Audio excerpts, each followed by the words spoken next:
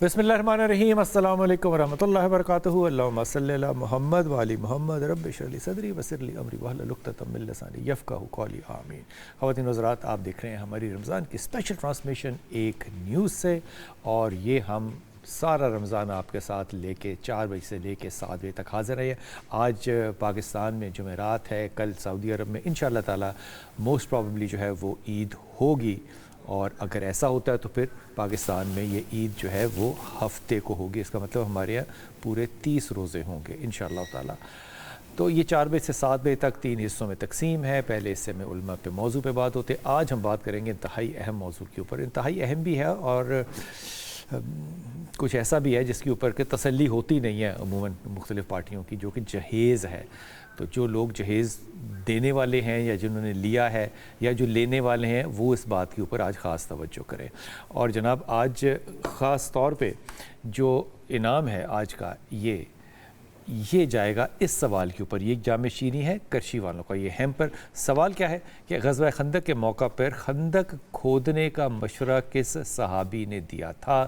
ذہن میں رکھیے گا کہ عربز کے ہاں خندق کھود کے لڑنے کا کوئی مزاج نہیں تھا۔ آپ کو پتہ ہے کہ اگر آپ بدر بھی دیکھیں تو جو خاندان کے لوگ ہیں، بڑے بڑے قبائل کے لوگ جو تھے وہ جاتے تھے، اور اگر وہ برابر کی چوٹ پہ نہیں ہوتے تھے تو وہ واپس آ جاتے تھے، پھر وہ کہتے تھے برابر کے لوگ۔ تو یہ خندق میں بیٹھ کے لڑنے والا جو ماحول تھا وہ بھی نہیں تھا، اور خندق کو حفاظت کے لیے کھودنا جو تھا یہ بھی ماحول نہیں تھا۔ یہ جنگ کی جو اسٹریٹجی ہے، اب میں یہ بات جو ہے نا بڑے چاہتا ہوں آپ غور کریں، جو اسٹریٹجی آف بیٹل فیلڈ ہے یہ اس سویلائزیشن نے بنائی تھی جس وقت دنیا کے اندر یہ اسٹریٹجیز جو ہیں وہ ابھی وجود میں ہی نہیں آئی تھیں، اور آج بھی وہ سویلائزیشن جو ہے وہ اپنی اسٹریٹجیز کی وجہ سے بہت اچھے طریقے سے کمزور ہونے کے باوجود جنگ کا سامنا کر رہی ہے۔ آپ نے ہمیں اس ہستی کا نام بتانا ہے جنہوں کو یہ مشورہ جنہوں نے رسول پاک صلی اللہ علیہ وسلم کو دیا تھا۔ مہمانوں پہ جانے سے پہلے حسنین کا شکریہ۔ حسنین السلام علیکم، اور آپ کی والدہ کے لیے بہت دعائیں ہیں۔ ان کی والدہ تھوڑی سی بیمار تھیں، اللہ تعالیٰ ان کو صحت دے رہا ہے، اللہ تعالیٰ ان کو اور صحت دے۔ ہماری شیف ہمارے ساتھ ہیں، السلام علیکم شیف۔ شیف آج آپ کیا کر رہی ہیں؟ بلال بھائی آج ہم بنا رہے ہیں کوکمبر منٹ سوڈا۔ یہ کیا چیز ہے؟ یہ کوکمبر کو ہم بلینڈ کر کے نا، اچھا کھیرے کا سوڈا؟ جی بالکل، اس کو ہم سٹین کر کے اس کا جوس اس کے اندر ہم سوڈا ایڈ کریں گے۔ واہ، اور اور اس کے لیے ہم اسپرائٹ کا استعمال کر رہے ہیں۔ کیا بات ہے جی، اور اس کے ساتھ جو ہے میں اسٹف بنز بنا رہی ہوں۔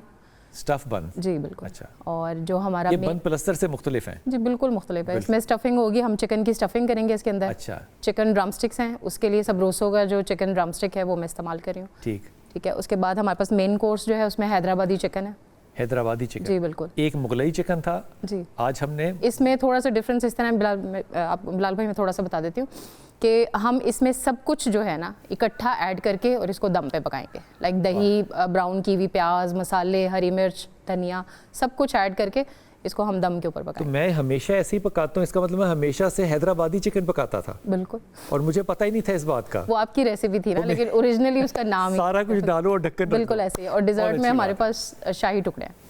واہ واہ واہ، شاہی ٹکڑے ڈبل روٹی کے ہوں گے یا؟ جی بالکل، ڈبل روٹی کو ہم فرائی کر کے اس کے ساتھ ملک میں پھر اس کو ایڈ کریں گے۔ اور ہمارے ساتھ سپانسرز کون جی بلال بھائی، ہمارے ساتھ انشور ہے، سنسپ ہے، جامع شیریں ہے، کوکا کولا اسپرائٹ ہے، سبروسو ہے، اور نورپور بھی ہے۔ بس میں نے ابھی منگوایا ہے، وہ بھی آ جائے گا تو میں ڈسپلے کر دوں گی۔ بہترین بہترین۔ جناب ہمارے ساتھ اسٹوڈیو میں انتہائی محترم حسن رضا باقر بھائی، السلام علیکم باقر بھائی، اور انتہائی محترم طاہر شریف زادہ صاحب، السلام علیکم سر، اور ہماری انتہائی محترم سمینہ سعید آپ، السلام علیکم۔ وعلیکم السلام۔ حضور سب سے پہلے تو آپ سے ایک شرعی آپ فتویٰ دیجیے کہ اگر آج کل رمضان ہے تو بہت سے لوگ جو ہیں وہ کہتے ہیں کہ آپ نے اپنی زکوٰۃ دینی ہے یا فدیہ دینا ہے یا اس طرح کے جو معاملات ہیں وہ آپ ہمیں دیں، کیونکہ ہم نے اپنی بیٹی کی شادی کرنی ہے، تو جہیز کی تیاری بھی کرنی ہے اور کھانے پینے کا بھی انتظام کرنا ہے، تو کیا اس مال کو اس لیے استعمال کیا جا سکتا ہے؟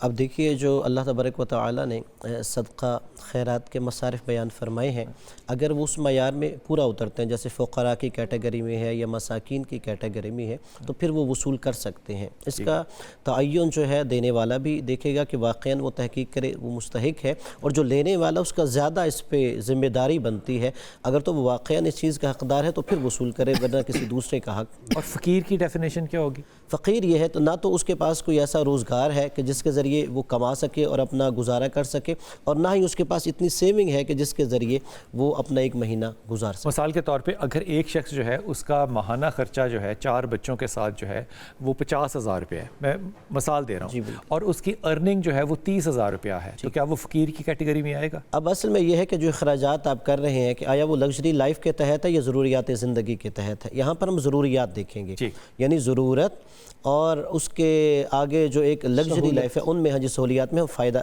30,000 میں تو ضرورت بھی پوری نہیں ہو سکتی نا۔ ہاں جی وہی وہ عرض کر رہا ہوں، یعنی ہم اگر ایک انسان ہے کہ وہ دیکھتا ہے کہ میری اس میں ضروریات پوری نہیں ہو سکتی، پھر وہ مستحق ہوگا اس کیٹیگری کے تحت۔ ٹھیک ہوگی بات۔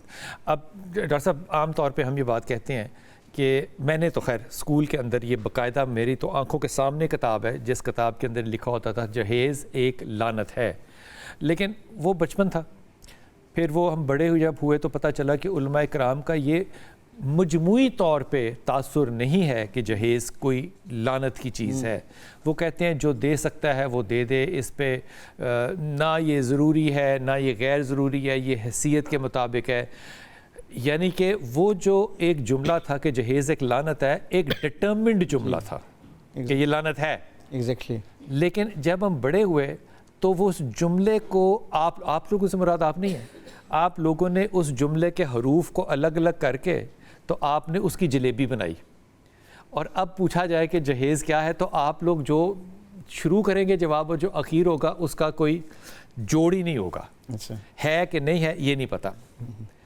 آپ کی اس پہ ذاتی رائے کیا ہے؟ بسم رب محمد کریم علیہ الصلوۃ والتسلیم۔ سب سے پہلے تو یادآوری کا شکریہ، اور یقیناً یہ بڑی خیر کی بات ہے کہ رمضان المبارک کے جو اساسی موضوعات ہیں ان پر بات ہونے کے ساتھ ساتھ، کیونکہ یہ ایک مکمل تربیت گاہ ہے، یہ 29 یا 30 دن کا ایک جو سپین ہمیں میسر ہے، بیسیکلی تو ہماری صرف عبادات کی تصحیح کے لیے نہیں ہے بلکہ ہمارے معاملات اور معمولات کو بھی درست کرنے کا ایک ذریعہ اور وسیلہ ہونا چاہیے، اور ان موضوعات جو براہ راست زندگی کے ساتھ جڑے ہوئے ہیں، جن کی بنیاد پر شاید کچھ لوگوں کے لیے بہت اہم نہ ہو، لیکن ایک بہت بڑی تعداد اس معاشرے کا ایسا حصہ ہے جن کے ہاں زندگی کے بڑے فیصلوں میں یہ چیزیں جو ہیں وہ رکاوٹ بن جاتی ہیں، ایک چیلنج بن جاتی ہیں۔ سو ان پر بات کرنا بڑے خیر پر مبنی عمل ہے۔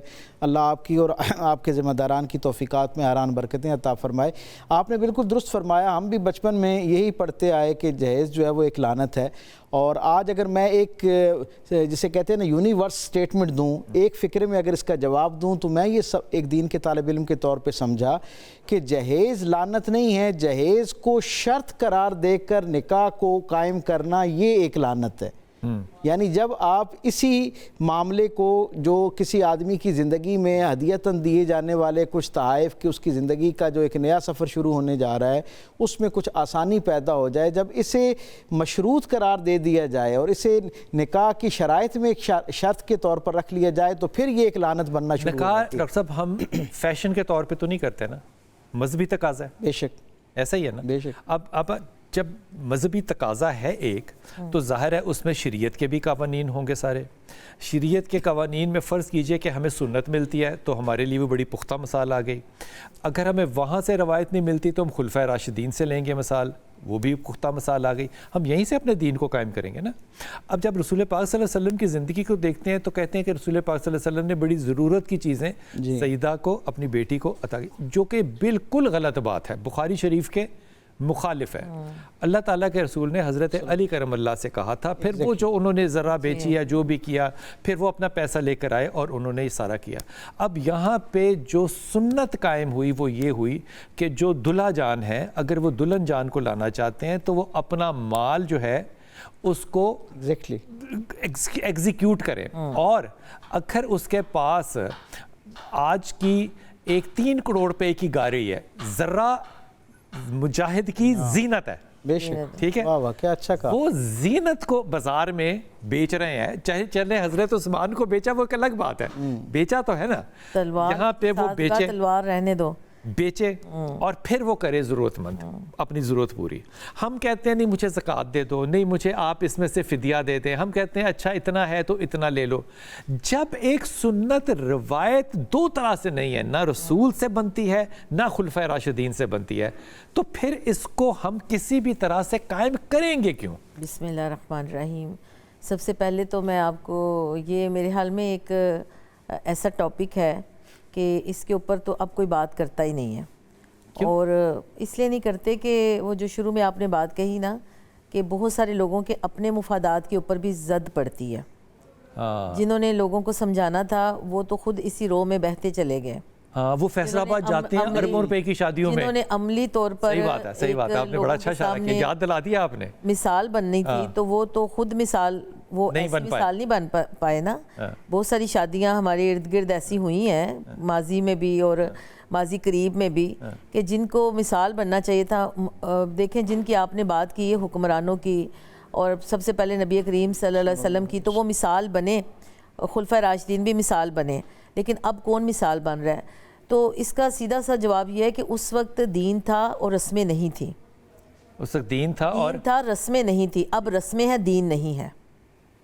چلیں بڑی مسئلہ حل کر دیا, مسئلہ حل ہو گیا. تو جب ہم اس اگر ہم نے آپ کی مانی ہے جی تو مسئلہ حل ہو گیا. ہاں لیکن وہ ماننی پڑے گی, ماننی پڑے گی. انشاءاللہ ہم بھرپور کوشش کریں گے نہ ماننے کی. دیکھیں میری بات سنیں, ابھی یہ جو ابھی آپ مجھ سے سوال کر رہے ہیں نا, یہ سوال ایسا ہے کہ نبی کریم صلی اللہ علیہ وسلم کا وہ فرمان یاد کریں کہ آپ صلی اللہ علیہ وآلہ وسلم نے فرمایا کہ جس شادی کے اندر, جس نکاح کے اندر, اس نکاح کے اندر برکت ہوتی ہے جس کے اندر آسانی ہو. تو اب لوگ آپ کو فون کرتے ہیں, میں آپ کے پروگرام دیکھتی رہتی ہوں کہ بلال بھائی ہماری شادی نہیں ہو رہی, ہمیں نسخہ بتا دیں, ہمیں وہ بتا دیں, وظیفہ بتا دیں. وظیفہ سب کے اپنے ہاتھ میں ہے. جو لڑکا شادی کرنا چاہتا ہے وہ اعلان کرے کہ میں جہیز کے بغیر شادی کرنے کے لیے تیار ہوں. شادی اس کی ہوگی, ضرور ہوگی, کیونکہ پاکستان کے اندر وقت ہونا جب اس کا پوسٹل ایڈریس منصورے کا ہو. نہیں پوسٹل ایڈریس دیکھیں, میری بات سنیں, اس کو مفت مال آ رہا ہے. پروگرام کے ذریعے یہ ایک مہم چلنی چاہیے, یہ مہم چلنی چاہیے کہ نو جہیز کے بغیر شادی, سادگی سے شادی. لوگوں نے مسجد میں نکاح کا تصور کیا بنا لیا کہ ایک دن مسجد میں نکاح کر لیتے ہیں اور اگلے دن برات آتی ہے. نبی کریم صلی اللہ علیہ وسلم کی مثال آپ نے دی, حضرت علی کی شادی میں کتنی برات تھی بتائیں نا. مثال تو وہ ہے نا. ہم کہتے ہیں جی 12 ربیع الاول آتا ہے تو ہم کہتے ہیں کہ میں تو قربان, آپ کی اس کے اوپر قربان ہوتے ہیں لیکن عمل نہیں کرتے. سب سے بڑا مسئلہ یہ ہے یہاں پہ ہم نے اپنی زندگیوں میں خود مشکلیں پیدا کی ہوئی ہیں. بڑے بڑے مالز کے, بڑے بڑے ہالز کے اندر شادیاں منعقد کرنا, اتنی بڑی بڑی جو ہے وہ آپ براتیں لے کر آئیں, اتنی بڑی بڑی شادیاں کریں اور شادی کا جو اصل روح ہے وہ ختم ہو جاتی ہے. اس میں ڈاکٹر صاحب باقر بھائی میں آپ کو شامل کرتا ہوں. دیکھیے میں یہ بات تن سے نہیں کہہ رہا, میں حلفاً کہہ رہا ہوں کہ میں واقعی سیکھنے کے لیے کہہ رہا ہوں. مجھے اگر پتہ چل جائے نا کہ رسول پاک صلی اللہ علیہ وسلم نے وضو کرتے ہوئے پہلے ہاتھ یوں کیا تھا تو میں کبھی یوں نہ کروں, کیونکہ میرے رسول کی سنت ہے نا.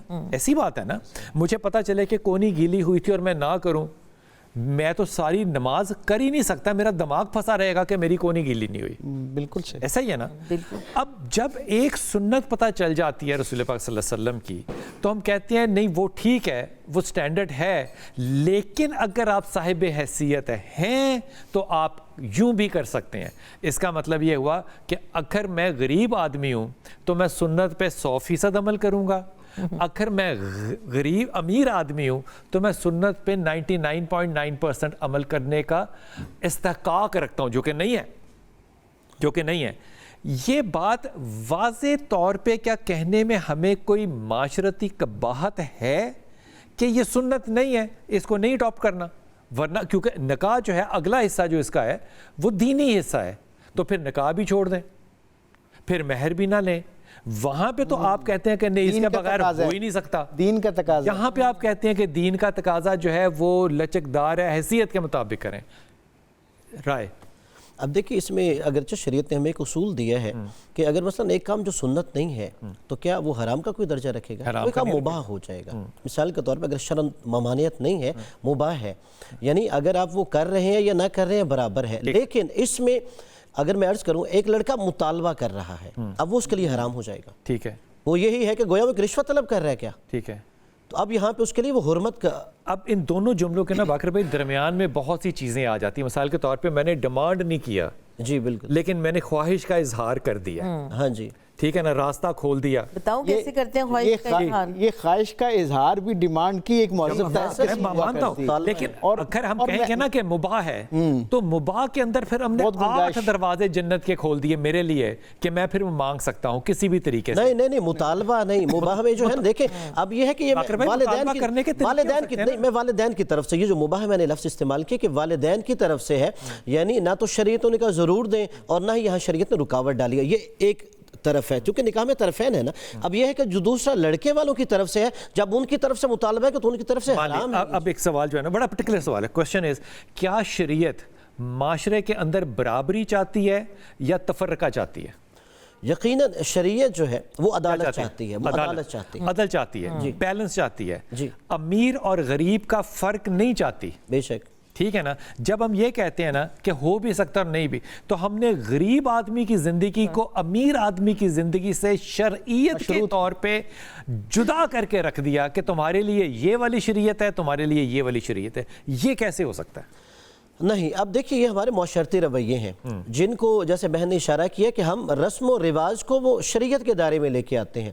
یہ ہمارے معاشرتی مثال کے طور پہ اب جیسے ہم جہیز کی بات کر رہے ہیں، آپ کے یہ برصغیر پاک و ہند میں نظر آئے گا، عرب میں یہ کلچر کیوں نہیں نظر آتا؟ یہ معاشرتی رویہ ہے. وہاں پر جیسے یہاں پہ لڑکی والے پریشان ہوتے ہیں، میں جانتا ہوں وہاں پہ عرب معاشرے میں رہا، وہاں پہ لڑکے والے پریشان ہوتے ہیں کہ ہم نے پہلے سارا انتظام کرنا. جی بسم اللہ. وہاں پہ مولوی صاحب جو ہے نا وہ نقاب پڑھائیں گے ہی نہیں. وہاں پہ مولوی تگڑا ہے، اس کے پاس اتھارٹی بڑی ہے. میں یہ بات ذاتی طور پہ جانتا ہوں. یہاں پہ صرف ایک آدمی نے یہ اتھارٹی اپنی ایگزیکیوٹ کی تھی اور ہم نے اس کو مرنے سے پہلے کئی دفعہ کفر کا فتویٰ دیا ہوا ہے. یہ ماڈل ٹاؤن میں ڈاکٹر سرار صاحب کہتے تھے کہ یہاں میرے آڈیٹوریم میں نکاح پڑھانا ہے تو نہیں ہوگا، برات نہیں ہوگا. ایک برات انہوں نے سیکریٹلی رکھ لی تھی، انہوں نے واک آؤٹ کر دیا تھا ڈاکٹر صاحب نے. ہمارے ہاں اب واک آؤٹ کرنے والے علماء کم ہیں. مجھے ایک دوست نے بڑی اچھا پیغام دیا، کراچی کے ہمارے بڑے اچھے دوست ہیں. انہوں نے کہا کتب صاحب آپ اس پہ فضول بحث کرتے ہیں. جب آپ نے پڑھا تھا کہ جہیز ایک لعنت ہے تب ہمارے بچے تھے ہی نہیں. اب جب آپ نے پڑھا ہے کہ نہیں یہ مباح ہے تو اب ہمارے بچے ہو چکے ہیں جوان، تو اب ہم نے تو اس کے اندر کوئی راستہ اختیار کرنا ہے. بھائی اگر معاشرے میں تقسیم ہو رہی ہے مال کے اوپر تو یہ اسلامی معاشرہ تو نہیں بن سکتا. یہ بات اس حد تک درست ہے. سب سے پہلے تو میں جب اس کا تصور قائم کرتا ہوں نا تو مجھے وہ بڑی خوبصورت بات لگتی ہے. کسی اسکالر نے یہ کہا تھا کہ 2 لوگ نکاح کے رشتے میں داخل ہو رہے ہیں، جوڑ رہے ہیں. ایک لڑکا ہے، ایک لڑکی ہے. یعنی وہ لڑکی جو ہے اس کو دین نے یہ مان دیا ہے، یہ عزت دی ہے کہ وہ مہر کی رقم کا مطالبہ کر سکتی ہے، اس کو فکس کر سکتی ہے اور جتنا چاہے تقاضا کر سکتی ہے. کجا یہ کتنا شرمناک پہلو ہوگا لڑکے والوں کے لیے. میں براہ راست سماجی سطح پہ آ کے بات کر رہا ہوں. کتنی شرم والی بات ہے کہ میرا بیٹا، میں اس کا نکاح کرنے جا رہا ہوں اور دین یہ کہہ رہا ہے کہ بیٹی کو یہ پریویلیج حاصل ہے کہ وہ نکاح سے پہلے اپنا حق مہر جو ہے اس کو متعین کرے، اس کی گویا ڈیمانڈ کر سکتی ہے. یعنی ڈیمانڈ اس کو کرنی چاہیے اور لڑکا جو ہے اسے پورا کرنے کے لیے دین متقاضی کرتا ہے. اور اب یہاں عالم یہ ہے کہ لڑکا اور اس کی فیملی بڑے مہذب انداز میں جو ہے وہ ڈیمانڈ کر رہی ہے. اگر یہ میں علماء کی بات کو تسلیم کر لوں نا، میں علماء کی بات جنرلی کر رہا ہوں، کسی پرٹیکولر کی نہیں، جنرلی کر لوں، تو پھر ضرورت کے وقت رشوت دینا جو ہے نا اگر مجبوری ہے تو یہ حرام نہیں ہوگا. یہ علماء کا فتویٰ ہے کہ لینا حرام ہے، لیکن اگر کام ہو ہی نہیں سکتا تو آپ رشوت دے سکتے ہیں. اس کا مطلب کہ آہستہ آہستہ آپ نے شریعت کے قوانین میں جو حلال حرام تھا اس کو بھی چنگو پانگا کر کے تو مچوڑ کے کوئی نہ کوئی راستہ جو ہے نا وہ سانپ کی طرح نکال لیا کہ کوئی بات نہیں، اس کو ہم حرام نہیں کہتے، اس کو مباح کہہ دیتے ہیں. تو پھر تو رشوت کو بھی آپ کہہ لیں کہ میری سروس چارجز ہیں، نام ہی بدلنا ہے نا. آپ نے اس کا نام رکھنا ہے تحائف، تحفہ، والد کی استطاعت، تو آپ اس کا نام جو ہے وہ رشوت نہ رکھیں، آپ کے سروس چارجز ہیں. دیکھیں جو ضروریات یہ حکومت نہیں لیتی، یہ کلرک لیتا ہے یا باس لیتا ہے. دیکھیں یہ تو جو ہے نا جسے ہم کہتے ہیں اصطلاحات کا استعمال، یہ تو ایک الگ بحث ہے. میں جو براہ راست زندگی سے متعلقہ مسئلہ ہے اس کی طرف توجہ دلانا چاہتا ہوں. دین نے بڑا فطری سا اس کا حل ہمیں بتایا ہے، اور اس کو ذرا ٹھنڈے دماغ سے جب ہم دیکھتے ہیں اور سارے طبقات زندگی پر اس کو یعنی اپلائی کر کے دیکھتے ہیں، تو جو سب سے مناسب اور خیر کی بات ہم تک پہنچتی ہے نا، وہ حقیقی معنوں میں پوری دیانتداری کے ساتھ جو لڑکی کے یعنی ذمہ داران ہے، اس کے والدین ہیں، اس کا گھرانہ ہے، وہ اپنی استطاعت، خالی استطاعت اس کے لیے کافی نہیں ہے کہ ان کی استطاعت دیکھ کے ان کو مشروط کر دیا جائے. ان کی استطاعت اور ان کی فری ول، ان کی اپنی چوائس کے ساتھ وہ اگر اپنی ضروریات زندگی، 3 چیزیں میں نے یہاں عرض کی. استطاعت پہلے دیکھنا پڑے گی. یہ جو مباح کی آپ بات کہہ رہے ہیں نا، جس پہ آپ بنیادی طور پہ آپ کا اس وقت فوکس ہے کہ مباح کیوں ہم نے اس کا دروازہ کھول دیا ہے. دین یہ کہتا ہے کہ استطاعت، پھر استطاعت کے ساتھ ان کا مزاج، ان کی چوائس کہ وہ دینا چاہتے ہیں یا نہیں دینا چاہتے، یعنی صرف استطاعت کی بنیاد پر یہ دروازہ نہیں کھلے گا. ان کی چوائس ہو، اور تیسری ان کی چوائس، لڑکے والوں کی ڈیمانڈ نہیں، لڑکی کے والدین کی چوائس، ان کی خواہش. اور تیسری بات، جو کچھ انہوں نے دینا ہے وہ سہولیات زندگی کے ذیل میں نہ ہو، ضروریات زندگی کے ذیل میں ہو. یعنی اور اس کے بارے میں بڑا ڈاکٹر علی شریعتی نے بڑی کمال بات کی اس کے اوپر. ان کے سامنے ایک مجلس میں یہ سوال کیا گیا، انہوں نے بڑا کمال جواب دیا. انہوں نے کہا اگر لڑکے کے گھر میں استطاعت کے اعتبار سے اتنا یعنی ماحول کمزور ہے، اتنا کمزور ہے کہ ضروریات زندگی پوری نہیں ہو سکتی، تو وہاں میں ترجیح دوں گا والدین کو، بچی کے والدین کو، کہ وہ اپنی بیٹی کے لیے ضروریات زندگی پہنچا دے. لیکن خدا را صرف ضروریات زندگی. اب ہوگا کیا کہ استطاعت لڑکے کی کم تھی، لڑکی کی بہت زیادہ تھی. اب لڑکی اپنی ضروریات زندگی میں 2.5 ٹن کا اے سی بھی لے آئی.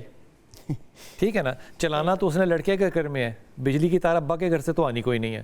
اب پہلا کوشچن مارک یہاں پہ آ گیا. دوسرا کوشچن مارک آ گیا لیکن یہ 2.5 ٹن کا ایسی ضروریات زندگی ہے، آپ اسے ضرورت لڑکی کی ہے نا. نہیں، یہ ضروریات زندگی میں نہیں. ارے لڑکی بھائی امیر عورت ہے. بلال بھائی مغالطہ کر رہے ہیں، یہ ضروریات زندگی میں سے نہیں ہے. اس کی ضرورت کیا ہے؟ آپ پہلے یہ تو غریب لوگوں کا خیال ہے نا کہ ضرورت نہیں ہے، وہ امیر عورت کی تو ضرورت ہے. اب اس کے کمرے میں لگا ہوگا، باہر نہ لاؤنج میں لگا ہونا، کسی کے بیڈ میں لگا ہوگا. وہ کہے گی میرے باتھ روم میں بھی لگا ہونا چاہیے کیونکہ میری اب یہ ضروریات نہیں رہے گی نا. آپ دیکھیں نا، خدا ایسے نہیں ہے، ضرورت نہیں. جو بات کے بغیر آپ زندہ نہیں رہ سکتے. ضروریات کے بغیر بھی اساسی تقاضے ہیں نا. یہ اساسی تقاضا تھوڑی ہے اس کے بغیر کروڑوں اربوں لوگ اسی شہر میں زندہ ہیں یا نہیں. صحیح.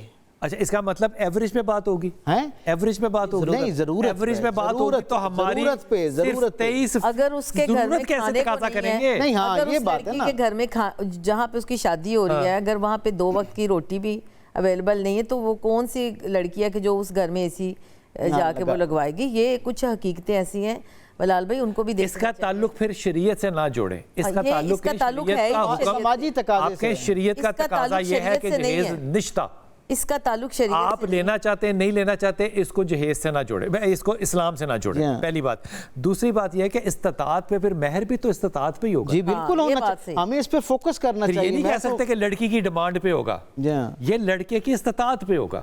واپس آ کے بات کرتے ہیں، یہ دونوں کے درمیان طے ہوگا نا. واپس آتے ہیں کہ مہر بھی استطاعت پہ ہوگا یا وہ ڈیمانڈ پہ ہوگا. واپس آئیے. بسم اللہ الرحمن الرحیم. بات ہو رہی ہے جہیز کے اوپر، اور بات یہاں پہ آئی کہ استطاعت کے مطابق جو ہے وہ مہر جو ہے وہ لڑکی مانگ سکتی ہے. تو کیا لڑکے کی استطاعت کو لڑکی والوں کو نہیں دیکھنا کہ اس کی استطاعت دینے کی ہے کہ نہیں؟ اب دیکھیے، سب سے پہلے اگر ہم حدیث کی طرف دیکھیں تو رسول خدا صلی اللہ علیہ وآلہ وسلم نے اس خاتون کو خوش بخت قرار دیا ہے کہ جس کا حق مہر کم ہونا چاہیے. یعنی یہاں لڑکی کو بھی متوجہ کیا گیا کہ آپ مطالبہ اتنا کریں کہ جو کم ہو، یعنی لڑکے کے لیے دینا آسان ہو.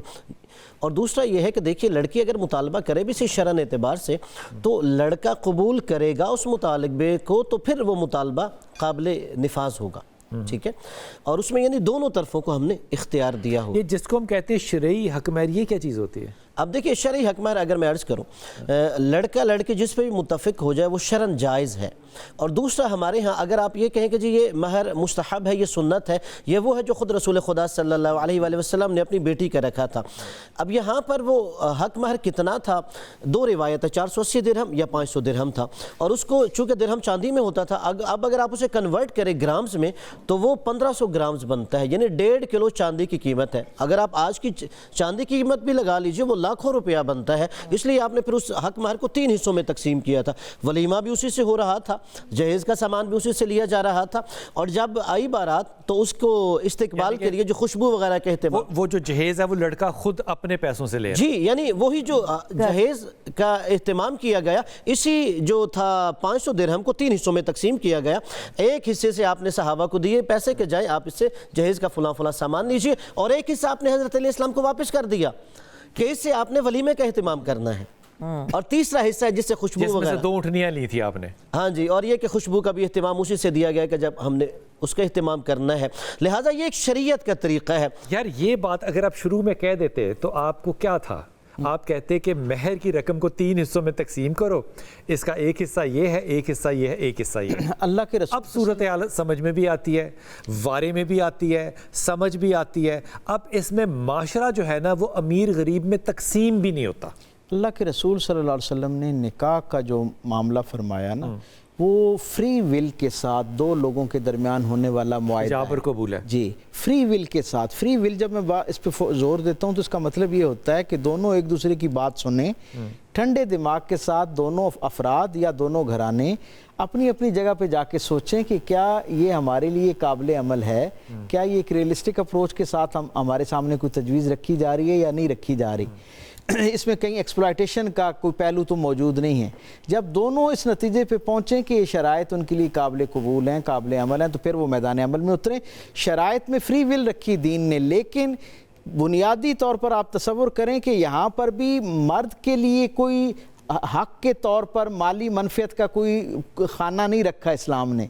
औरत के लिए हक महर की शक्ल में जो है वो एक माली मनफियत का एक दरवाज़ा जो है वो खुला रखा है। यहाँ मामला ये है कि हमने वो, जैसे आपा ने कहा कि हमने रिवायात को, रसूम रिवाज को जो है ना वो अपना दीन बना ली है, दीन पर तरजीह दे दी और इतना रासिक कर लिया है कि सच्ची बात है एक बड़ी तादाद तो इसको भी दीन का हिस्सा तस्वुर करती है। सो बुनियादी जो बात मैं समझता हूँ, या जो मेरा इस पे स्टांस है एक दीन के तालिब इल्म के तौर पर, वो ये है कि ये बिल्कुल दयानतदारी के साथ दोनों ख़ानदानों को हकीकत पसंदाना अंदाज में इसमें आपस में जो है वो मामलात को तय करना चाहिए।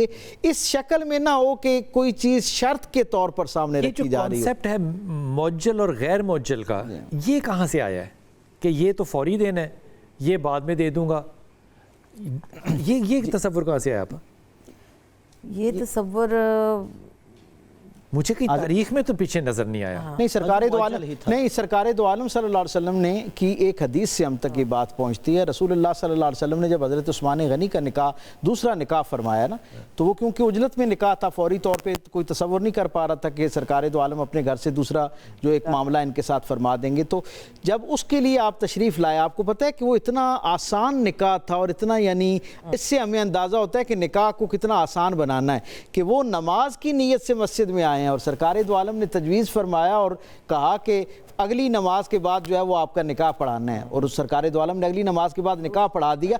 वहाँ जो सरकार दो आलम ने उनसे पूछा कि आपके ख्याल में क्या होना चाहिए, महर क्या होना चाहिए, उन्होंने जो रकम अदद जो बयान फरमाया, तो सरकार ने कहा कि मैं ये अपनी साहबजादी से पूछता हूँ। सरकार ने उनसे पूछा, मशावरत जिसे उर्फियत में हम कह सकते हैं, मैं ज़रा बराह रास्त बात कर रहा हूँ। तो उन्होंने कहा, सरकार जब वापस आए तो हुजूर ने कहा कि इसको कुछ और बढ़ा दो, यानी महर की रकम को कुछ और बढ़ा दो। उन्होंने महर की रकम जो बढ़ाने के लिए हुजूर की तरफ से एक इशारा पाया, तो उन्होंने कहा या रसूलल्लाह मेरे पास इतने इस वक्त मैसर हैं। तो सरकार दो आलम ने उसको कबूल फरमा लिया और जो बाकी वाला था उसको गोया रुख्सत दे दी। के बाद में वहाँ से ये फिर फुक़हा ने एक रियायत ले ली कि कुछ हिस्सा जो है वो दिया जा सकता है और कुछ मेरे पास है नहीं। हाँ जी, उस वक्त यानी उन्होंने कहा मेरे पास इस वक्त इतने मैसर है, लेकिन ये मैं फिर दे दूंगा और फिर उन्होंने बाद में तो हमने जो गैर मौजल है इसको हमने मंसूब तलाक से क्यों किया फिर? अब देखिए, अगरचे शरन ये मंसूब तलाक से नहीं है। गैर मुअज्जल का मतलब ये है कि यानी आपने अभी मौके पे नहीं अदा करना, बाद में देना है। और यहाँ तक के देना है यहाँ तक के अगर कोई निकाह के वक्त जहन में ये रख रहा है कि मैं तो दूंगा नहीं, तो उसमें है कि वो शख्स चोर शुमार किया जाएगा और बाद में अलियाज़ु बिल्लाह उसे जानी शुमार किया गया है। और अगर वो अदा किए बगैर भी मर जाए तो उस वक्त तक विरासत तकसीम नहीं होगी। वो जब तक वो उसका हक महर अदा नहीं किया जाएगा वो उसका मक़रूज़ خاتون کا شمار کیا جائے گا. اتنا زیادہ اس حق مہر کی تاکید ہے. لیکن سب سے افضل اور بہتر طریقہ یہی ہے کہ موقع پر ادا کیا جانا اچھا چاہیے. اس میں جو غیر معجل ہے نا، اس میں پھر یہ بھی ہوتا ہے کہ بعد میں معاف کروا لیا جائے. ہاں جی ہاں جی، یعنی کہ اس جو بچی ہوتی ہے یا کوئی جس کو جب وہ رخصت ہو گیا آگے تو ڈھونس آپ کی جم گئی نا. ہاں، تو اب وہ جو بعض اوقات یہ ہوتا ہے کہ بچیوں کو یہ کہا بھی جاتا ہے، بلکہ مجھے ایک خاتون نے یہ مسئلہ پوچھا کہ میری بچی کو سب پریشرائز کر رہے ہیں کہ ہم نے اس وقت تو اتنا لکھوا لیا تھا اور وہ ادا نہیں کر سکتے، تو تم معاف کر دینا. تو یہ اصل میں بات یہی ہے کہ جب ہم اگر اور مگر والی بات کرتے ہیں تو بات پھر سمجھ میں نہیں آتی. ہمیں یہ جتنی بھی نکاح کے حوالے سے اور حق مہر کے حوالے سے اور پھر اس کے بعد جہیز کے حوالے سے جتنی چیزیں ہیں نا، اس کو واضح اور دو ٹوک ہونا چاہیے. یعنی کہ جو اسلام نے اصول دیے ہیں وہ سب کے لیے ہیں وہ اصول، اور ہر کوئی اپنے ماحول اور اپنے حالات کے مطابق ان کے اوپر اس طرح عمل کر سکتا ہے. قرآن تو یہ کہتا ہے کہ خواتین کے عورتوں کے مہر خوش دلی سے ادا کرو. تو پھر اس میں تو اگر اس کی زیادہ تکلیف ہے تو نہ کرو، پھر ختم کرو بات. ظاہری بات ہے. ہاں، جھوٹ نہ بولو نا. خوش دلی کا مطلب تو یہ ہے کہ خوشی موقع بھی خوشی کا ہوتا ہے. میں نے وقفے پہ جانے واپس آ کے سوال آپ سب کے لیے ایک ہی چھوڑ کے جا رہا ہوں کہ مثال کے طور پہ خاتون جو ہے وہ امارت سے آتی ہے، امیر عورت ہے، اور آتی ہے اور اپنے ساتھ ضرورت کا سامان لے کر آتی ہے، لیکن یہ گھر والا جو ہے یہ زندگی میں اس کو اتنا افورڈ 10 سال بعد بھی نہیں کر سکتا جو وہ اپنے والد سے لے کر آئی ہے. تو وہ تو ڈیزالو ہو جائے گا نا 10 سال بعد. تو پھر یہ خاتون کا جو سٹیٹس ہے یہ لڑکے کے برابر ہو جائے گا. تو کیا یہ پھر جہیز آئے گا یا اب اس کو ایڈجسٹ کرنا پڑے گا، یا تیسری صورت میں وہ پہلے دن سے ہی ایڈجسٹمنٹ کی پالیسی جو ہے وہ اختیار کی جاتی ہے؟ تینوں باتوں کا جواب واپس آ کے لیتے ہیں. بسم اللہ الرحمن الرحیم. باقر بھائی، میرے تجربے میں پچھلے 20 سال سے کم از کم میں یہ بات ہوش و حواس میں دیکھ رہا ہوں کہ ہماری بچیاں جب شادی کرنا چاہتی ہیں نا تو وہ ایسا دلہا چاہتی ہیں کہ اس کا سٹیٹس ان کے والد جیسا ہو. اب والد اس جگہ پہ پہنچے ہیں 50 سال کے بعد، اور وہ چاہتی ہیں کہ یہی سٹیٹس جو ہے وہ میرے اس دلہا کا 22 سال میں 25 یا 26 سال میں ہو. تو یہ تقریباً ناممکن والی بات ہے ایک مڈل کلاس کے لیے کہ وہ تعلیم حاصل کر کے جائے.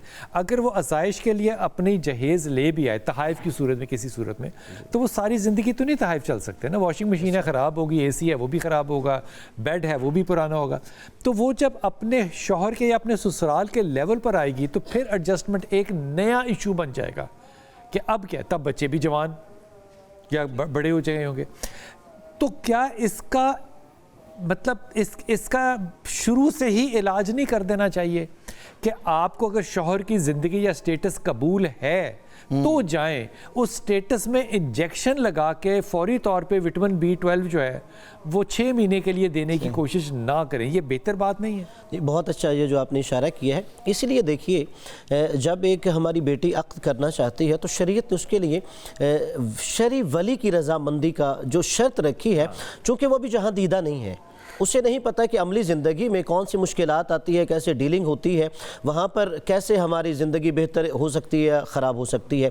اس لیے جو ایک تجربہ کار ہے، جس نے معاشرہ دیکھا ہے، والد ہے، دادا ہے، دیگر افراد، تو ان کی رضامندی شرط لگائی گئی ہے کہ وہ بیٹی کو یہ سمجھا سکے.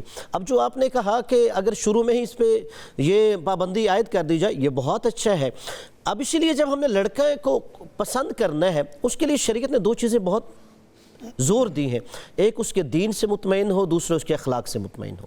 اب دیکھیں جو بندہ دیندار ہوگا نا، اسے پتہ ہے کہ اگر قرآن نے کہا نا الرجال قوامون علی النساء، کہ یعنی میں عورتوں پر قوام ہوں، تو اس کے آگے علت لاجک بھی بیان کی، بما انفقوا من اموالہم، اس لیے کہ وہ اپنا مال خرچ کرتے ہیں، اس لیے تمہیں وہاں پر جو قوام قرار دیا گیا ہے. اس لیے نہیں کہ ہر حوالے سے تم قوام ہو. اگر تم مال خرچ ہی نہیں کر رہے تو وہ تمہارا قوام ہونا کہاں چلا گیا؟ لڑکی کے دماغ سے کبھی کمپیریزن جاتا ہے کہ میرا باپ تو اتنا کرتا تھا، یہ اتنا نہیں کرتا؟ نہیں جاتا. نہیں جاتا نا. نہیں جاتا. آپ نے سچی بات کی ہے. بچی کے کیونکہ وہ اپنے والد کو ایک اپنا وہ سمجھتی ہے نا کہ اسے رول ماڈل آئیڈیل والد کو سمجھتی ہے. لیکن یہ والی والد کو سمجھے نہ سمجھے، اس کے مال کو ضرور آئیڈیل سمجھتی ہے. ظاہری بات ہے کہ والد اس لیول تک آنا چاہیے میرا شوہر.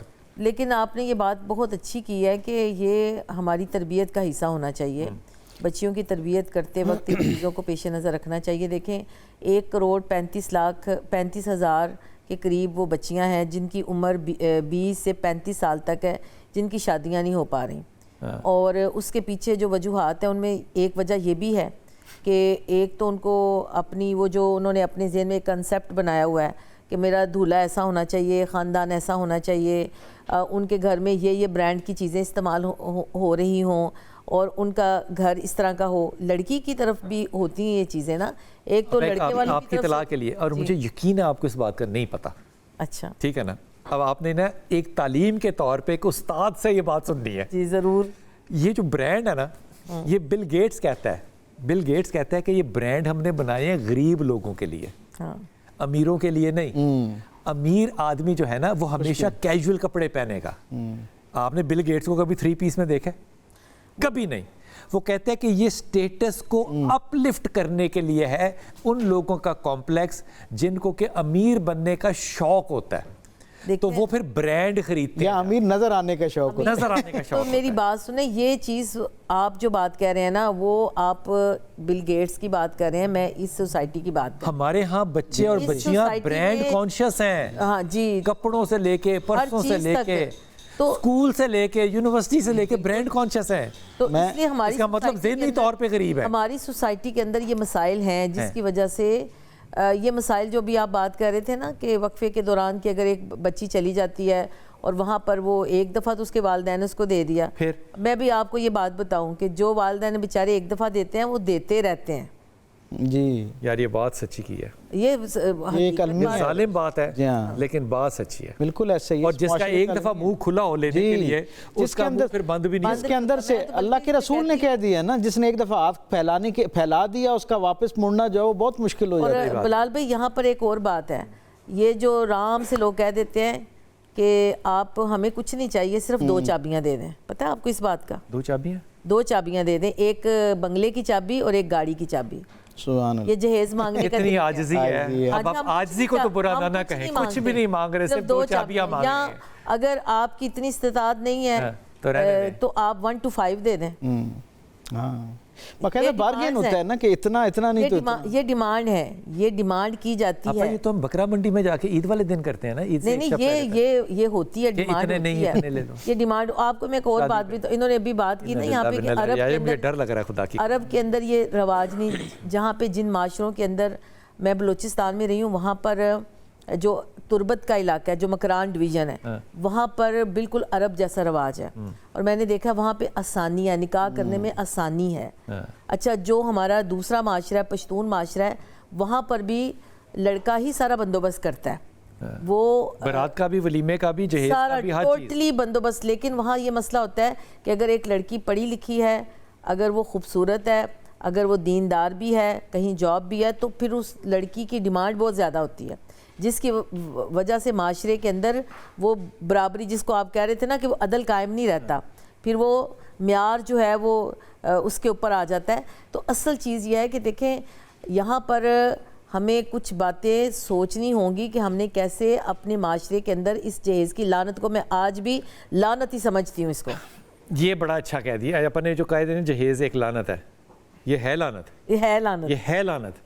اس لیے واپس آ کے میں پھر سے یہ بات شروع کروں گا کہ جہیز ہے لعنت, اس کو اس معاشرے سے ختم کرنے کے لیے مہم کیا چلانی چاہیے. واپس آئیے باقر بھائی, اس طرف آپ کی توجہ دلواتا ہے. دیکھیے ایک طرف رسول پاک صلی اللہ علیہ وسلم ہے, ایک طرف سیدہ فاطمہ ہے, اور ایک طرف حضرت علی کا ہم واقعہ لیتے ہیں سارا. اس کے اندر حضرت علی کے ذرا بیچنے والا واقعہ پیش نظر رکھنا ہے آپ نے. اب دوسری طرف دیکھیے رسول پاک صلی اللہ علیہ وسلم ہے, ایک صحابی آئے ہیں اور وہ کہتے ہیں کہ یا رسول اللہ میں نے شادی کرنی ہے, خواہش ہے میری, دینے کے لیے مہر کیا ہے تمہارے پاس؟ میرے پاس کچھ نہیں ہے. کہا کوئی ایک چادر ہو, کہا کہ اگر یہ چادر میں نے دے دی تو میرے پاس 70 ڈھانپنے کو کچھ نہیں ہے.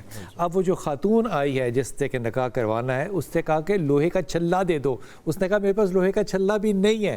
تو پھر کہاں پہ جا کے طے ہوا معاملہ قرآن کی کچھ آیات کو سکھانے کا.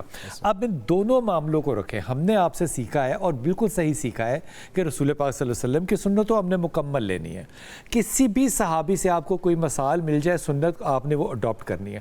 یہاں پہ رسول ہیں, ایک صحابی ہے, دوسری صحابی ہے, یہاں پہ رسول ہے, یہاں پہ حضرت علی ہیں, یہاں پہ سیدہ فاطمہ ہے. یہ ساری مثالیں جب ہم لیتے ہیں تو ہم اس نتیجے پہ, میں ذاتی طور پہ اس نتیجے پہ پہنچتا ہوں کہ لفظ جہیز کا تصور ہی نہیں ہے. جس کو ہم لعنت کہیں یا نہ لعنت کہیں, اس کا تو تصور ہی نہیں ہے. تصور صرف مہر کا ہے.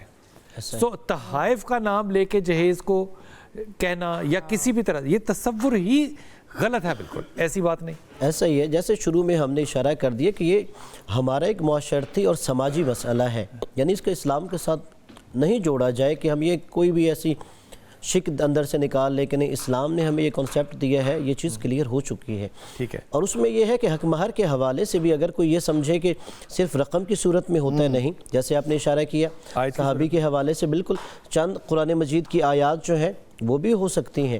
اور یہ بھی در حقیقت ایک ہمیں تربیت ہے، یعنی اگر ایک انسان مالی طور پہ آسودہ حال نہیں ہے تو وہ اگر چاہے تو اس کے متبادل کسی اور چیز کو حق مہر قرار دے سکتا ہے، بشرطے کہ لڑکی قبول کر لے. لڑکی کی قبولیت وہاں شرط ہے. شرط نکاح ہو سکتی ہے شرط لڑکی کی طرف سے؟ شرط مثلاً کیسے؟ وہ کہے کہ میرے مہر میں ہے کہ ہمیشہ میرے سے اخلاق سے بات کرنی ہے. نہیں، اگر آپ اس طرح کی کوئی ہوگی تو وہ نکاح جو ہے نا اس میں وہ شرط ویلڈ نہیں ہوگی. ٹھیک ہے، اس میں صرف حق مہر جو ہے وہ تعین ہوگا، اور اس میں یہ ہے کہ وہ نکاح ٹھیک ہے. اب اور یہ اوپر شرط یہ جو آپ نے لگا دی ہے نا، اس شرط کی اہمیت نہیں ہوگی. لیکن پاکستان کا جو قانون ہے اس میں ہم یہ دیکھتے ہیں کہ جب ہم نکاح نامہ دونوں طرف سے لکھا جا رہا ہوتا ہے تو اس میں شرائط کا ایک باقاعدہ قوائف کی 3 خانے موجود ہیں جن پر بڑی جسے کہتے ہیں نا ویٹو پاور استعمال کرتے ہوئے بغیر دونوں سے پوچھے. پہلے تو صرف یہ رونا تھا کہ لڑکی سے نہیں پوچھا جاتا، اب لڑکے اور لڑکی دونوں سے نہیں پوچھا جاتا، اور جو نکاح خواہ ہوتے ہیں، گھر کے ذمہ داران ہوتے ہیں، وہ ایک لمحے میں اس کے اوپر پوری وارفتگی کے ساتھ جاؤ لکیر لگا کے گویا خط تنسیخ کھینچ دیتے ہیں. میں اسی لیے بار بار یہ کہا کرتا ہوں کہ کیا المیہ ہے ہمارے ہاں، یعنی تربیت کی کس درجے پر فقدان پایا جاتا ہے کہ بچی پیدا ہوتی ہے تو ہم اس کے کان میں ایک فکرہ ڈال دیتے ہیں. ہم کہتے ہیں ایک شہزادہ آئے گا اور جو تمہارے خوابوں کا شہزادہ ہوگا، تمہاری سارے جو تصورات ہو سکتے ہیں نا زندگی کی خوبصورتی کے حوالے سے، جتنی خواہشیں اور آسائشیں ایک لمحے میں جس دن اس نے لے کے جانا اسی دن سے تمہاری زندگی میں وہ سارا خیر شامل ہو جانا ہے. اس کے بالمقابل لڑکے کو یہ بتایا جاتا ہے کہ ایک چاند سی دلہن ایسی آنے والی ہے جو آتے ساتھ ہی تمہاری زندگی میں ایسا سکون اور ایسی خوشی، ایسی راحت پہنچا دے گی کہ بس اس کے بعد تمہیں جو دنیا کی نعمتیں ہیں وہ جب خواب ٹوٹتے ہیں تو پھر کیا ہوتا ہے؟ جب خواب ٹوٹتے ہیں تو پھر کیا ہوتا ہے؟ اصل وجہ میں آپ سے عرض کروں، ہمارے ہاں ہم ایک نکاح کو طے کرتے وقت کتنے مہینے، کتنے بعض اوقات سال لگا دیتے ہیں کہ یہاں رشتہ کرنا ہے یا نہیں کرنا. یعنی مجھے یہ بات بالکل میں سمجھنے سے آ رہی ہوں، کوئی بندہ مجھے یہ بات سمجھائے کہ وہ 2 گھرانے جن میں ایک اکثریت دونوں فیملیز ایک دوسرے کو جانتی ہوتی، کیا وہ بچوں کے مزاج اور ان کی ضروریات اور ان کی خوشیوں سے واقف نہیں ہوتے؟ یہ سارا کچھ شادی سے پہلے طے کرنے والے معاملات ہوتے ہیں. جب آپ ان پر آپ کا ذہن اور کانسیپٹ کلیئر ہو جائے پھر آپ کو اگلے مرحلے کی طرف جو ہے وہ داخل ہونا چاہیے. ایک بات. اور دوسری بات، ہم شادی کے ذیل میں مہندی کیسے ہونی ہے، کپڑے کیسے ہونے ہیں، فلاں چیز کیسے کرنی ہے، کون سا جو ہے نا وہ بیوٹی پارلر استعمال ہونا ہے، کس سے فیسیلیٹیشن لینی ہے، ان کی جزیات تو ہم کئی مہینے پہلے طے کر لیتے ہیں. لیکن کیا کبھی کسی نے لڑکا اور لڑکی کو الگ الگ بٹھا کے ان سے یہ پوچھا ہے کہ آگے ایک نئی زندگی شروع ہونے جا رہی ہے، اس کے بارے میں تم لوگوں نے کیا تصور قائم کر رکھا ہے؟ کیا دونوں ایک ہی طرح کا خواب دیکھ رہے ہیں، یا ایک 5 سٹار کا خواب دیکھ رہا ہے اور ایک جو ہے وہ بالکل اپنی جہاں پر موجود ہے؟ ادھر کے ماں باپ کو پتا ہوتا ہے نا، ادھر کے ماں باپ کو پتا ہوتا ہے. دونوں ماں باپوں کو پتا یہ ہوتا ہے کہ جو ہم نے ووڈن فلور بنوایا ہے برات والے دن یا مہندی والے دن، وہاں پہ ڈانس کس کس نے کرنا ہے، اور ان کے لیے کوریوگرافر جو ہے وہ کون سی فلم انڈسٹری سے آئے گا. اب تو میں نے یہ بھی دیکھا ہے ڈاکٹر صاحب کہ دلہن خود ڈانس کرتی ہوئی آتی ہے. کیا ایک عجیب یہ بھی صورتحال ہے. اور ہم بحث کر رہے ہیں کہ مہر لعنت ہے یا نہیں ہے. دنیا بہت آگے جا چکی ہے. جب ہم تصور کرتے ہیں کسی بھی شادی کا تو اس میں ٹوٹل ذمہ داری مرد کی ہونی چاہیے. میرے خیال میں مرد کی مردانگی ہے. دین نے یہ ذمہ داری اگر ساری زندگی کا قوام ہے تو یہاں کا بھی قوام بنے. اب یہاں پہ جب ہم کیا کہنا چاہیے، میں لفظ نہیں استعمال کرنا، لفظ ہے اس کے لیے ایکچولی نا پنجابی کا، وہ نہیں استعمال کرنا. اس کو کہتے ہیں شودا، پنجابی میں کہتے ہیں شودا، یعنی کہ اپنی اوقات سے بڑھ جانا. شو باز تو شریفانہ لفظ ہے. شودا اس کا نا نیکسٹ لیول ہے. شو بازی جب کمینگی کی حد تک چلی جائے تو پھر وہ اس پہ اطلاق ہوتا ہے. ہم یہ جو ایگزبٹ کرتے ہیں مال، ایک دن کے لیے لوگوں کو دعوت شراز بھی دینی ہے, ہم نے اپنا پیسہ بھی دکھانا ہے, اربوں روپے کی شادی کو آؤٹ کیٹرنگ کرانی ہے, اور کیٹرز جو ہیں یہ ارب خرب پتی ہیں, پھر ہم نے وہاں پہ پیسے دے کر, اب آپ کو, مجھے نہیں پتا اس بات کا پتہ ہے کہ نہیں پتا, ہم پیسے دے کے نا تو مشہور لوگوں کو بلاتے ہیں کہ آپ صرف آئیں, سٹیج پہ بیٹھیں اور تصویریں کھینچیں اور چلے جائیں. اسی طرح معافی کے ساتھ ہم بڑے بڑے علماء کو پیسے دیتے ہیں کہ حضور آپ نے کیٹ واک کرنی ہے, پیسے نہ کہیں ہدیہ دیں, ہدیہ چلے, ہدیہ, معافی, ناراض ہو جائیں گے بہت سارے لوگ, ناراض ہو جائیں گے, ہدیہ دیتے ہیں ہم ان کو کروڑوں روپے کا کہ آپ نے بھی کیٹ واک کرنے آنا ہے اور دلہن کے ساتھ بیٹھ کے تصویریں کھنچوانا ہے. اب جب یہ سارا سلسلہ چل رہا ہے, مجھے بتائیے اس محفل میں برکت کے لیے کون سا وظیفہ ہے جو کہ مجھے پڑھنا پڑے گا کہ میرے بیٹے اور بیٹی جو ہیں یہ کامیاب زندگی گزار لیں؟ بہت اچھی بات آپ نے کہی. آپ کو پتہ ہے پچھلے کوئی 2 سال پہلے ایک بہت بڑی شادی ہوئی تھی جس میں ایک بہت بڑے عالم, نہیں ہمارے ایک بہت بڑے ہیں عالم دین ہیں, انہوں نے نکاح پڑھایا تھا. وہ شادی جس لڑکے نے وہاں پہ ساری یہ فوٹوگرافی کی تھی, اتفاق سے اس کی سسٹر میری جاننے والی ہیں. اچھا. تو پوری ٹیم تھی 12-13 لوگوں پر مشتمل جو فوٹوگرافی کر رہے تھے. تو اس نے بتایا کہ جب وہ البمز تیار کر کے ان کو دینے گئے تو شادی ختم ہو چکی تھی. ارے ہاں بالکل ایسا ہوتا ہے, نظر بھی لگتی ہے, اور برکتیں ختم ہو جاتی ہیں. دیکھیں جب ابھی شروع میں میں کہتی ہوں ایک چیز کو پکڑ لیں, ایک چیز پکڑ لیں, سب سارے مسلمان, سارے بیٹیوں والے, سارے بیٹوں والے, ایک چیز پکڑ لیں کہ نبی کریم صلی اللہ علیہ وسلم سے ہمیں محبت ہے تو اس کا اظہار ہم اپنی شادیوں پہ کریں گے. یہ اللہ کیا اچھی بات, یہ کیل ٹھوکا ہے. میں عرض کر رہا تھا, میرا ایک اسٹوڈنٹ ہے یونیورسٹی سے, مجھ سے میرے ساتھ محبت کا اظہار یہ کریں. اس نے مجھے نا ایک کارڈ شادی آ کے دیا, شادی کا جیسے کارڈ ہوتا ہے, شادی کا کارڈ دینے کے لیے آیا, اور اس نے کہا آپ نے نکاح ہے فلاں تاریخ اور آپ نے ہر قیمت آنا ہے اور لازمی آنا ہے. میں نے حامی بھر لی, اور میں اب میرا ایک معمول ہے کہ ایک دن پہلے میں اسٹینڈ بائی کے طور پہ پوچھتا ہوں بھائی وہ معاملات یا کوئی تبدیلی آگے پیچھے. میں نے فون کیا نا تو وہ بڑی دیر تک اس نے پہلے فون نہیں اٹھایا, حالانکہ اس سے پہلے 2-2.5 برس کے تعلق میں جب سے وہ میں اسے جانتا تھا یا وہ مجھے جانتا تھا, کبھی ایسا نہیں ہوا. وہ آدھی بیل پہ کال, ظاہر جیسے آپ کے بھی اسٹوڈنٹس ہیں, آپ کو پتا ہے وہ کتنی محبت, میں تو آپ کا بھی آدھی بیل پہ اٹھاتا. اللہ اکبر, اللہ آپ کو عزت دے. وہ اس نے کافی دیر کے بعد نا فون اٹھایا اور بڑا ڈاؤن سا ہو کے بول رہا. میں نے کہا کیا ہوا, میں نے کہا کل کا کیا ہے, کہتا ہے وہ شاہ صاحب وہ جو ہے اصل میں کینسل ہو گیا کل کا معاملہ. میں نے کہا کیوں, خیریت, ایک فوراً خیال آتا ہے. اچھا اللہ جانتا ہے, ہمارے ہاں ہمارے دور میں جب شادیاں ہوا کرتی تھیں تو تاریخ ایکسٹینڈ ہونے کا تصور یہی ہوتا تھا کہ کوئی گھر میں فوتگی ہو گئی ہے یا کوئی ایسا ناگزیر معاملہ ہو گیا. تو میں نے اسے کہا دونوں گھرانوں میں ہے تو خیریت تو ہے نا, تمہاری طرف خیریت ہے, ادھر لڑکی والوں کی طرف خیریت ہے. وہ کہتا ہے جی باقی سب کچھ ٹھیک تھا, لیکن ایک بات پہ نا پرسوں انہوں نے جو ہے نا وہ سارا کچھ وہ ختم کر دیا. میں نے کہا کیا, کہتے ہیں جی کہ انہوں نے فون کیا اور میرے والد کو کہا کہ آپ اپنے بیٹے کو لے آئیں اور اسے کہیں کہ ہماری بیٹی سے نا 10 منٹ کے لیے بات کر لے, اور اگر وہ اس کو قائل کر لیتا ہے تو ٹھیک ہے شادی. ہاں تو ہم پریشان ہو گئے سارے کہ سب کچھ طے ہو گیا, کارڈ تقسیم ہو گئے, وینیو فائنل ہو گیا, سب کچھ طے ہو گیا, تو 3 دن رہ گئے, 4 دن, تو خیریت ہے, کیا ہو گیا اچانک. وہ گئے تو انہوں نے کہا کہ جی معاملہ یہ ہے کہ کہیں لڑکے نے اس کو لڑکی کو بتا دیا کہ تمہارے لیے جو گاڑی میں تحفے کے طور پر دے رہا ہوں. اب یہ میں نے اس لیے مثال دی کہ ہم جہیز کی سائڈ تو دیکھ رہے ہیں لیکن دوسری طرف کا بھی المیہ معاشرے کا ایک جیسا ہی ہے. وہ لڑکا کہتا ہے جی کہ لڑکی وہ کہتی ہے میری اپنی کزنز میں تم نے ناک کٹوا دی ہے کہ جس ماڈل کی گاڑی میں انہیں بیان کر چکی ہوں کہ مجھے گفٹ میں ملنے والی ہے, تم تو وہ والی ماڈل کی گاڑی دے ہی نہیں رہے. بھائی ہم تو زندگی میں فضول ہی آئے ہیں اس کہتے ہیں. اور وہ لڑکا کہتا ہے شاہ جی میں 3 گھنٹے اس کو مناتا رہا, وہ کہتے ہیں 3 گھنٹے مناتا رہا, آخر میں وہ لڑکی نہیں مانی اور ہمیں اٹھ کے آنا پڑا. میری گاڑی میری سہیلیوں کے سامنے پرسیپشن نہیں میرا. یہ وہ نمود و نمائش اور یہ وہ چیزیں ہیں جس کا اسلام نے کہیں پر بھی کوئی ذکر نہیں کیا. یہ ہمارے معاشرے کی وہ کیا کہتے ہیں, یہ وہ کینسر ہے. آپا میری طرف سے تو آپ 2 رکعت نماز سمجھیں میں نے پڑھ لیا ہے شکرانے کے لیے کہ اللہ نے ہمیں اچھی بیویاں دی ہیں. ہاں صحیح بات, ہمیں تو یہ تصور ہی نہیں ہے. ہاں بالکل تصور ہی نہیں ہے یہ. ایسے اگر میں اشارہ کروں, یہ تو انہوں نے تو اس پہ وہ لڑکی نے کہا نا کہ مجھے وہ ماڈل کی گاڑی, ایک شادی 1 دن پہلے اس لیے ٹوٹی کہ شادی لڑکی والوں نے جہیز کا سامان بھیجا, اور جب ٹرک آئے جہیز کا سامان لے کر 2 ٹرک بھرے ہوئے آئے تھے, تو انہوں نے جب سامان اتارنا شروع کیا اور سامان اتارا اور لڑکے والوں کو کہا کہ اب اس کے پیسے دے دیں، تو لڑکے والوں نے کہا کہ پیسے ہم کیوں دیں؟ انہوں نے اپنے لڑکی والوں کو فون کیا، ٹرک جو لے کر آیا تو انہوں نے کہا جی یہ تو پیسے نہیں دے رہے. تو انہوں نے ان کو کہا بھئی آپ کے بیٹے کا جہیز آیا ہے تو آپ پیسے دے دیں.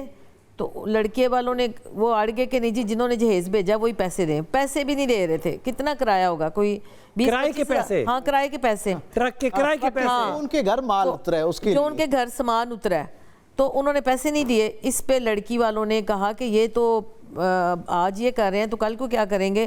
انہوں نے کہا واپس ٹرک میں سامان رکھیں اور آ جائیں اور ہمارے گھر کل برات لے کرنا. باقر بھائی ہم دو ایسے انسان ہیں اس محفل کے اندر جن کو کس دنیا میں ہونا ہی نہیں چاہیے تھا میرے خیال میں. جس طرف یہ دنیا جا رہی ہے نا ہم اس دنیا کے نہیں ہیں.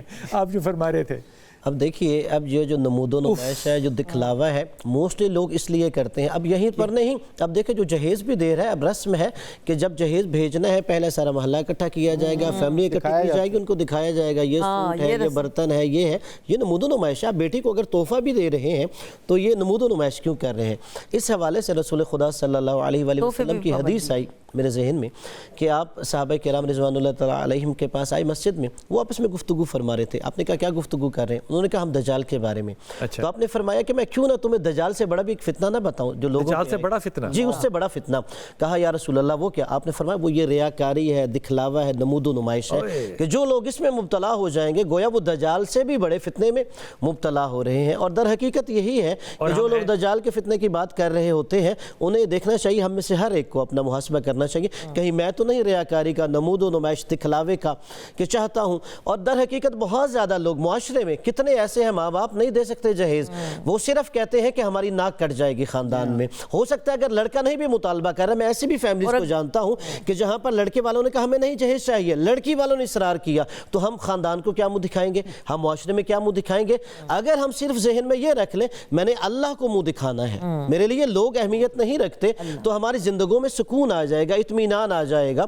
اور الحمدللہ اس کے ساتھ ہم میں سے ہر ایک کو یہاں پر یہ ذمہ داری بنتی ہے کہ مثلا میں اگر یہ ایک ارادہ کر لوں کہ اگر میرا بیٹا ہے تو میں اس کے لیے جہیز کا تقاضا نہیں کروں گا. وقفے پہ جانا ہے. میرے مسز کے خاندان میں ایک شادی ہے کچھ دنوں میں، اور اس میں میری مسز نے آج مجھے بتایا کہ وہاں پہ فلاں مسجد میں نکاح ہے، لڑکی کے گھر کے ساتھ ہے مسجد، تو وہاں پہ صرف مرد جائیں گے. تو میں نے کہا میں بھی ان مردوں میں شامل ہوں. تو اس نے کہا آپ اس میں شامل نہیں ہیں.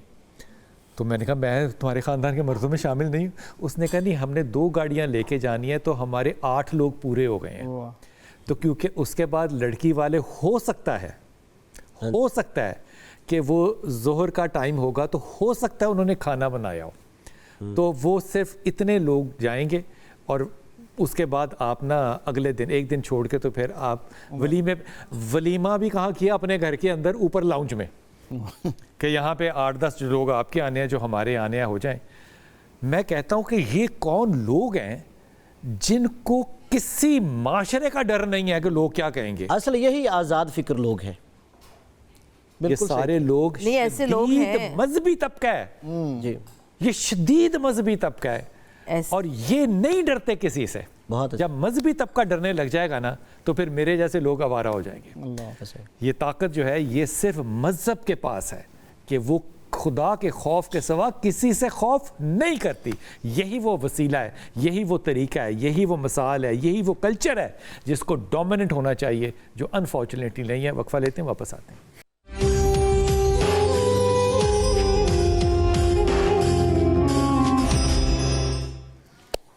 بسم اللہ الرحمن الرحیم. بات ہو رہی ہے آج جہیز کے اوپر. ہمارے علماء کرام ہمارے ساتھ ہیں، رضا بھائی ہمارے ساتھ ہیں، رضا باقر بھائی، طارق بھائی ہمارے ساتھ ہیں، سمینہ سعید ہمارے ساتھ ہیں. آپ ہمیں کال کر سکتے ہیں، ہمارے ٹیلی فون نمبر سامنے ہے. اگر مجھے بڑی خوشی ہوگی اگر جہیز پہ یا نکاح کی صورت پہ کوئی بھی شخص جو ہے وہ اپنی انکوائری کرے. ایسا مائی کا لالا جو کہے کہ میں شادی کروں گا بغیر جہیز کے. وہ سمینہ آپا کہہ رہی ہیں میں چاہتی ہوں کہ کوئی ایسا اپنی امی کا اچھا بیٹا مجھے فون کر کے بتائے جو یہ پبلکلی کہے کہ میں جہیز نہیں لوں گا، اور زبردستی دینے کی کوشش کریں گے پھر بھی نہیں لوں گا.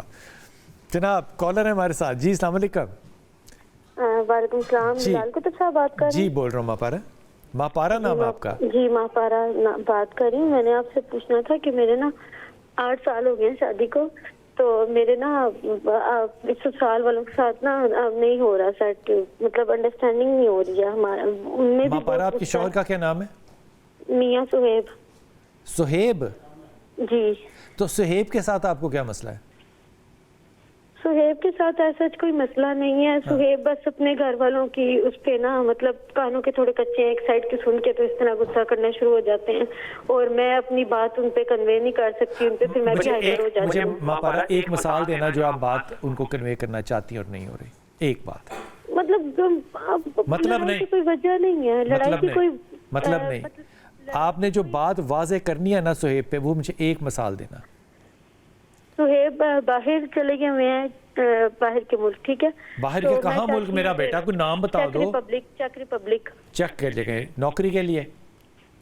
پڑھائی کے لیے گئے تھے، اب نوکری کر رہے ہیں وہاں پہ. اب وہاں پہ نوکری کر رہے ہیں. شادی انہوں نے بڑی جلدی کر لی، اس کا مطلب؟ ہاں جی، شادی جلدی ہوئی ہے. اس کی کیا وجہ تھی؟ جلدی شادی کی کیا وجہ تھی سہیب کی؟ بس رشتہ آیا تو کر دی، جاننے والے تھے تو ہو گیا رشتہ. اچھا ٹھیک ہے، پھر؟ جی. تو میں چاہتی ہوں، اب میں اپنی امی کی طرف آئی ہوئی ہوں، میں چاہتی ہوں کہ ہمارے حالات ٹھیک ہو جائیں تو بچوں کے پیچھے چلو آپس میں ٹھیک. ماں پارا مجھے آپ بتائیے نا، کیا چیز ہے جو کہ آپ چاہتی ہیں کہ انڈرسٹینڈ کی جائے آپ کی؟ وہ مثال دیجئے بیٹا. مطلب وہ ہم سے جان چھڑا رہے ہیں، وہ کہ ہم سے مطلب ہمیں اون نہیں کر رہے. وہ کیسے اون کرنی ہے؟ مطلب مثال دو نا، اون کیسے کرتے ہیں مثلا؟ وہ بس باہر جا کے بالکل چینج ہو گئے ہیں وہ. کہ آپ کا ان لا سے مسئلہ ہے کہ شوہر سے مسئلہ ہے؟ میرا ان لا سے مسئلہ نہیں، ان لاز میرے ذرا غصے والے ہیں. ذرا وہ جو میری مدر ان لا ہے وہ بھی غصے والی ہے، میں بھی تھوڑی ہائپر ہو جاتی ہوں. میں ان تک اپنی بات نہیں کر سکتی. کوئی گھر میں کوئی گھریلو جھگڑا ہو جائے، میں کوئی صفائی دوں تو وہ لڑائی بن جاتی ہے، بٹ سب بولتے ہیں اور میری بات وہیں رہ جاتی ہے. اور پھر جب میرے ہسبینڈ کو پتہ لگے وہ مجھ سے بالکل کٹ آف کر دیتے ہیں. کتنا ٹائم ہو گیا انہوں نے مجھے بلاک بھی کیا ہوا ہے. میری ان سے کوئی مطلب اس طرح نہیں. تو بات ان لاز تو نہیں ہوئے نا، بات تو آپ دونوں کی انڈرسٹینڈنگ کی ہوئی نا. جی ایسا ہی ہے. تو آپ نے تو قصہ ہی بالکل الٹا بتایا. آپ کہہ رہی ہیں میری ان لاز سے انڈرسٹینڈنگ نہیں بن پا رہی، آپ کی تو اپنے شوہر سے نہیں بن پا رہی نا. جی بالکل ایسا ہی ہے نا. جی. تو اس کی وجہ میں چاہتا ہوں کہ ایک وجہ آپ مجھے بتائیں کہ کیوں نہیں بن پا رہی. بس غصہ ہمارے بیچ، دونوں کے بیچ ایگو اور غصہ. تو آپ چھوڑ دیں میرا بیٹا. میں تو چھوڑ کے کتنی بار گئی ہوں، واپس گئی ہوں، لیکن حالات نہیں ٹھیک ہو رہے. ماں پارا وہ ٹونٹ کرتے ہیں سب مجھے کہ کیوں چھوڑ کے آ گئی. ماں پارا آپ کی ناک بھی بڑی اونچی ہے میرے بیٹے. جی آپ کو پتہ ہے نا. جی. ڈاکٹر سے اور وکیل سے مقدمہ چھپاؤ گے تو اپنا ہی نقصان کرو گے. ہاں جی. آپ کا بھی مزاج اللہ کا شکر ہے بڑا ہی ٹھیک ٹھاک تھی. آپ کو کم کرنے والی تو نہیں ہے میرے بچے. جی. جب آپ کرتی ہیں تو آپ بھی آسمان کو زمین سے ملاتی ہیں نا. ہاں جی. تو میرا بچہ پھر آپ کا تراز کیسے بنتا ہے؟ جی. آپ تمیز کریں گی، اخلاق کریں گی، محبت کریں گی، اپنی ناک کو نیچے کریں گی، تو سہیب میں کوئی برائی ہے نہیں. کوئی شرعی برائی بتاؤ نا، کوئی برائی ہے، کوئی 2 نمبر کام کرتا ہے؟ نہیں کرتا. اس کو کیا چاہیے؟ ایک چیز چاہیے آپ سے، عزت، بس. جی. اگر آپ یہ بھی نہ دے سکو تو پھر آپ کو میں دعا ہی دے سکتا ہوں. میں دینا چاہتی ہوں ان کو، میں دینا چاہتی ہوں، لیکن اب وہ رکھنا ہی نہیں چاہتے. نہیں نہیں نہیں نہیں، یہ نہیں بات. آپ بات کا نا بتنگڑ نہ بناؤ. بتنگڑ سمجھتی ہو؟ بتنگڑ نہ بناؤ. اس نے غصہ کیا ہے، وہ غصہ ٹھنڈا بھی کر لے گا. لیکن آپ نے کیا فیصلہ کر لیا کہ آپ نے عزت کرنی ہے؟ جی. آپ نے غصہ نہیں کرنا. جی. آپ نے اپنا کیا کہنا چاہیے، بلی نہیں کرنا. آپ نے نہیں کرنا. جی. ایسا ہی ہے نا. اور آپ نے سچ بھی بولنا ہے انشاءاللہ تعالیٰ آج کے بعد. بس یہ فیصلہ کرو اللہ سے، اللہ سے معافی مانگو اور اللہ تعالیٰ خیر کرے گا. ٹھیک ہے، تو یہ ٹھیک ہو جائے گا سب کچھ؟ مطلب میرا ٹھیک ہے ان کے ساتھ رہنا؟ تیرا رہنا ٹھیک ہے کہ نہیں ہے وہ بھی کسی کا بیٹا ہے. اگر یہی سوال وہ کرے تو تمہیں کیسا لگے گا کہ میرا ماں پارا کے ساتھ رہنا ٹھیک ہے کہ نہیں؟ تمہیں برا لگے گا نا. وہ کہتے ہیں کہ میں نے نہیں رہنا. تمہارے مزاج کی وجہ سے نا بیٹا. تم بدتمیزی کرتی ہو اس لیے وہ کہتا ہے کہ ٹھیک ہے. تم بدتمیزی چھوڑ دو، اللہ سے اچھا وعدہ کر لو، ٹھیک ہو جائے گا. کیا کہہ رہی ہو؟ زیادہ مطلب میرے پیرنٹس کے ساتھ بھی کر جاتے ہیں, سب کے ساتھ بہت برا بول جاتے ہیں. اچھا چل اب میں تمہاری مان لیتا ہوں, تو تم اتنے بدتمیز آدمی کے ساتھ پھر کیوں چاہ رہی ہو کہ رہنے؟ بچوں کے لیے, بچے نہیں یہ نہیں کوئی بات کہ آپ بچوں کے لیے رہنا چاہ رہی ہیں, یہ نہیں کوئی بات. یہ اب تم اگلا جھوٹ بول رہی ہو ماں بہن, یہ آپ اگلا جھوٹ بول رہی ہیں. انسیکیورٹی تمہاری اپنی ہے, بچوں کو تم ٹول کے طور پہ استعمال کر رہی ہو, یہ بالکل غلط بات ہے. تم نے اگر رہنا ہے اس رشتے میں تو اللہ سے وعدہ کرو, میں جھوٹ نہیں بولوں گی, میں بدتمیزی نہیں کروں گی, میں لوگوں پہ انگلیاں نہیں اٹھاؤں گی, میں لوگوں کو توڑنے کی کوشش نہیں کروں گی. خصہ ختم, اللہ تعالیٰ رحمت کر دے گا. بچوں کی خاطر والا کوئی معاملہ نہیں ہے, مت کرو, بچوں کو بیچ میں مت لایا کرو. یہ تم نے وعدہ کرنا ہے اللہ سے, آیت کریمہ پڑھنا ہے اور لا حول ولا قوت الا باللہ پڑھنا ہے, اللہ آسانی کر دے گا. یہ طریقہ ہے کرنے کا, لیکن اس سب سے پہلے تم نے دل سے توبہ بھی کرنی ہے اور اللہ سے وعدہ بھی کرنا ہے. اوکے سمینہ آپ کہہ رہی تھی, سوری. میں بس وہی پوچھ رہی تھی کہ بچے کتنے ہیں, اور ان کا مسئلہ یہی لگ رہا ہے کہ تھوڑا سا کہتے ہیں نا اپنے گھر کو بسانے کے لیے کبھی انسان کو تھوڑا سا نیواں بھی ہونا پڑتا ہے, تھوڑی سی اپنی میں کو مارنا پڑتا ہے. چھوڑ دینا چاہیے, چھوڑ, اور اللہ جب ہم ایسے کرتے ہیں نا تو اللہ تعالیٰ ضرور مدد کرتا ہے. بے شک پھر اللہ دوسروں کے دل میں بھی آپ کے لیے محبت بھی ڈالتے ہیں, عزت بھی ڈالتے ہیں. اور اللہ سے دعا کریں, ربنا حب لنا من ازواجنا و ذریاتنا قرۃ اعین واجعلنا للمتقین اماما. یہ دعا فرض نماز میں جب ہم اتحیات پڑھتے ہیں تو آخر میں یہ دعا ضرور پڑھ کے اسلام پھیریں, تو انشاءاللہ اللہ تعالیٰ زوجین میں اپنے اس میں محبت ڈال دیتے ہیں. آمین. تو آمنہ ہمارے ساتھ ہیں. السلام علیکم آمنہ. وعلیکم السلام. جی میری پیاری بیٹی. میں نے نا اپنے بھائی سے ریلیٹڈ پوچھنا تھا, اس کا نام آحد علی ہے. آحد علی نام ہے. علی بلاتے ہیں کہ آحد بلاتے ہیں؟ ہم اسے آحد بلاتے ہیں. آحد بلاتے ہیں, ٹھیک. اور 23 سال اس کی عمر ہے, اور ابھی لاسٹ ایئر ہی وہ گریجویٹ ہوا ہے, ماشاء بی اللہ. ایس کیا اس نے. بی ایس کس چیز میں کیا ہے؟ الیکٹرانکس میں. الیکٹرانک انجینئرنگ میں. جی جی. اوکے. تو اس نے نا ابھی دسمبر میں لاسٹ ایئر یہ جاب کے لیے اپلائی کیا تھا ایویشن کے کام میں سعودی عربیہ میں, لیکن اس کا کام جو ہے نا وہ ہو نہیں رہا, مطلب وہ جا نہیں پا رہا, بار بار اس کا کام ڈیلے ہو جاتا ہے. جب ایجنٹ سے بات ہوتا ہے تو وہ ٹائم ہی دیتا رہتا ہے, آگے 15 دن 20 دن. ایجنٹ کے تھرو کیوں جا رہا ہے, وہ ڈائریکٹ اپلائی کیوں نہیں کرتا؟ بس وہ ایجنسی کے تھرو جا رہا ہے نا, تو ہم نے ہاف پیمنٹ بھی ان کو کر دیا, لیکن پھر بھی کام ہی نہیں ہو رہا اس کا. پڑھا لکھا بچہ ہے نا, ڈائریکٹ اپلائی کیوں نہیں کر رہا؟ یہ تو مجھے نہیں پتا, اس نے بس اس کے تھرو اپلائی کیا تھا, ایجنسی کے تھرو. ایجنسی کے تھرو نہیں بنتی بات بیٹا, یہ ڈائریکٹ اپلائی کرے. ٹھیک ہے. اوکے. تو یہ کام اس کے لیے بہتر ہے, مطلب کیا بہتر, اور اس نے کیا کرنا ہے؟ نہیں, اگر اس کام میں وہ جائے تو اس کے لیے بہتر ہوگا آگے. کیوں نہیں بہتر ہوگا میرے بچے, اللہ آسانی کرے گا, ضرور جائے گا انشاءاللہ تعالی. بچے کو کہنا کہ وہ سورہ اخلاص پڑھے اور ڈائریکٹ اپلائی کرے, یہ ایجنٹوں کے تھرو نہیں بیٹا. اوکے جی. السلام علیکم عمرانہ. السلام علیکم بیٹا. السلام علیکم. وعلیکم السلام. مجھے نا اپنے بیٹے کے بارے میں پوچھنا, اس کا نام عادل ہے. عادل, کتنی عمر ہے عادل کی؟ عادل کی 22 سے 23 سال کے قریب ہے. اور عادل کے والد کا کیا نام ہے آمنہ؟ غلام حسین. غلام حسین, ٹھیک. اب بتاؤ. میرا نام عمرانہ ہے. عمرانہ, ٹھیک. اوکے. عادل کی جاب کا نہیں کوئی مسئلہ بن رہا, اور میں نے باہر کے لیے بھی 2 دفعہ اپلائی کیا, ابھی تک باہر کا بھی نہیں اس کا ہو رہا. عادل کی کتنی تعلیم ہے بیٹا؟ اس نے 3rd ایئر کیا, لیکن اس میں 1 کم پارٹ ہے. تو وہ باہر کہاں جانا چاہ رہا ہے اس تعلیم کے ساتھ؟ پہلے تو وہ UK جانا چاہ رہا تھا, لیکن اب مڈل ایسٹ میں یہ کوشش کیا, لیکن میری پیاری بہن, فرض کرو UK چلا جائے گا تو کرے گا کیا جا کے وہاں پہ؟ مطلب کیریئر یہ تو نہیں ہے نا کہ میں نے UK جانا ہے, یہ کیریئر تو نہیں ہو سکتا نا. جا کے کرنا کیا ہے, پلان کیا ہے؟ پلان تو وہ کہتا ہے جو بھی کام ملے گا میں کر لوں. واہ واہ واہ, وہاں اترے گا تو وہاں پہ پارلیمنٹ بیٹھی ہوگی سڑک پہ، ہائے میرا بیٹا پاکستان سے آ گیا، میرے چندہ تو ہمارا یہاں یہ کیسی باتیں کرتے ہو؟ جب پلان ہی نہیں ہے کوئی تو میری بہن تو خود بتا، نہ تعلیم ہے نہ پلان ہے، کرنا کیا بچے نے؟ مجھے یہ بتاؤ۔ ویسے وہ کمپیوٹر کے کام کرتا رہا، پہلے وہ کال سینٹر میں کام کرتا رہا تھا، پھر اس نے اور بھی کمپیوٹر سے یہ دوسرے اسکلز سیکھنے کی کوشش کیا، وہ بھی کرتا رہا ہے۔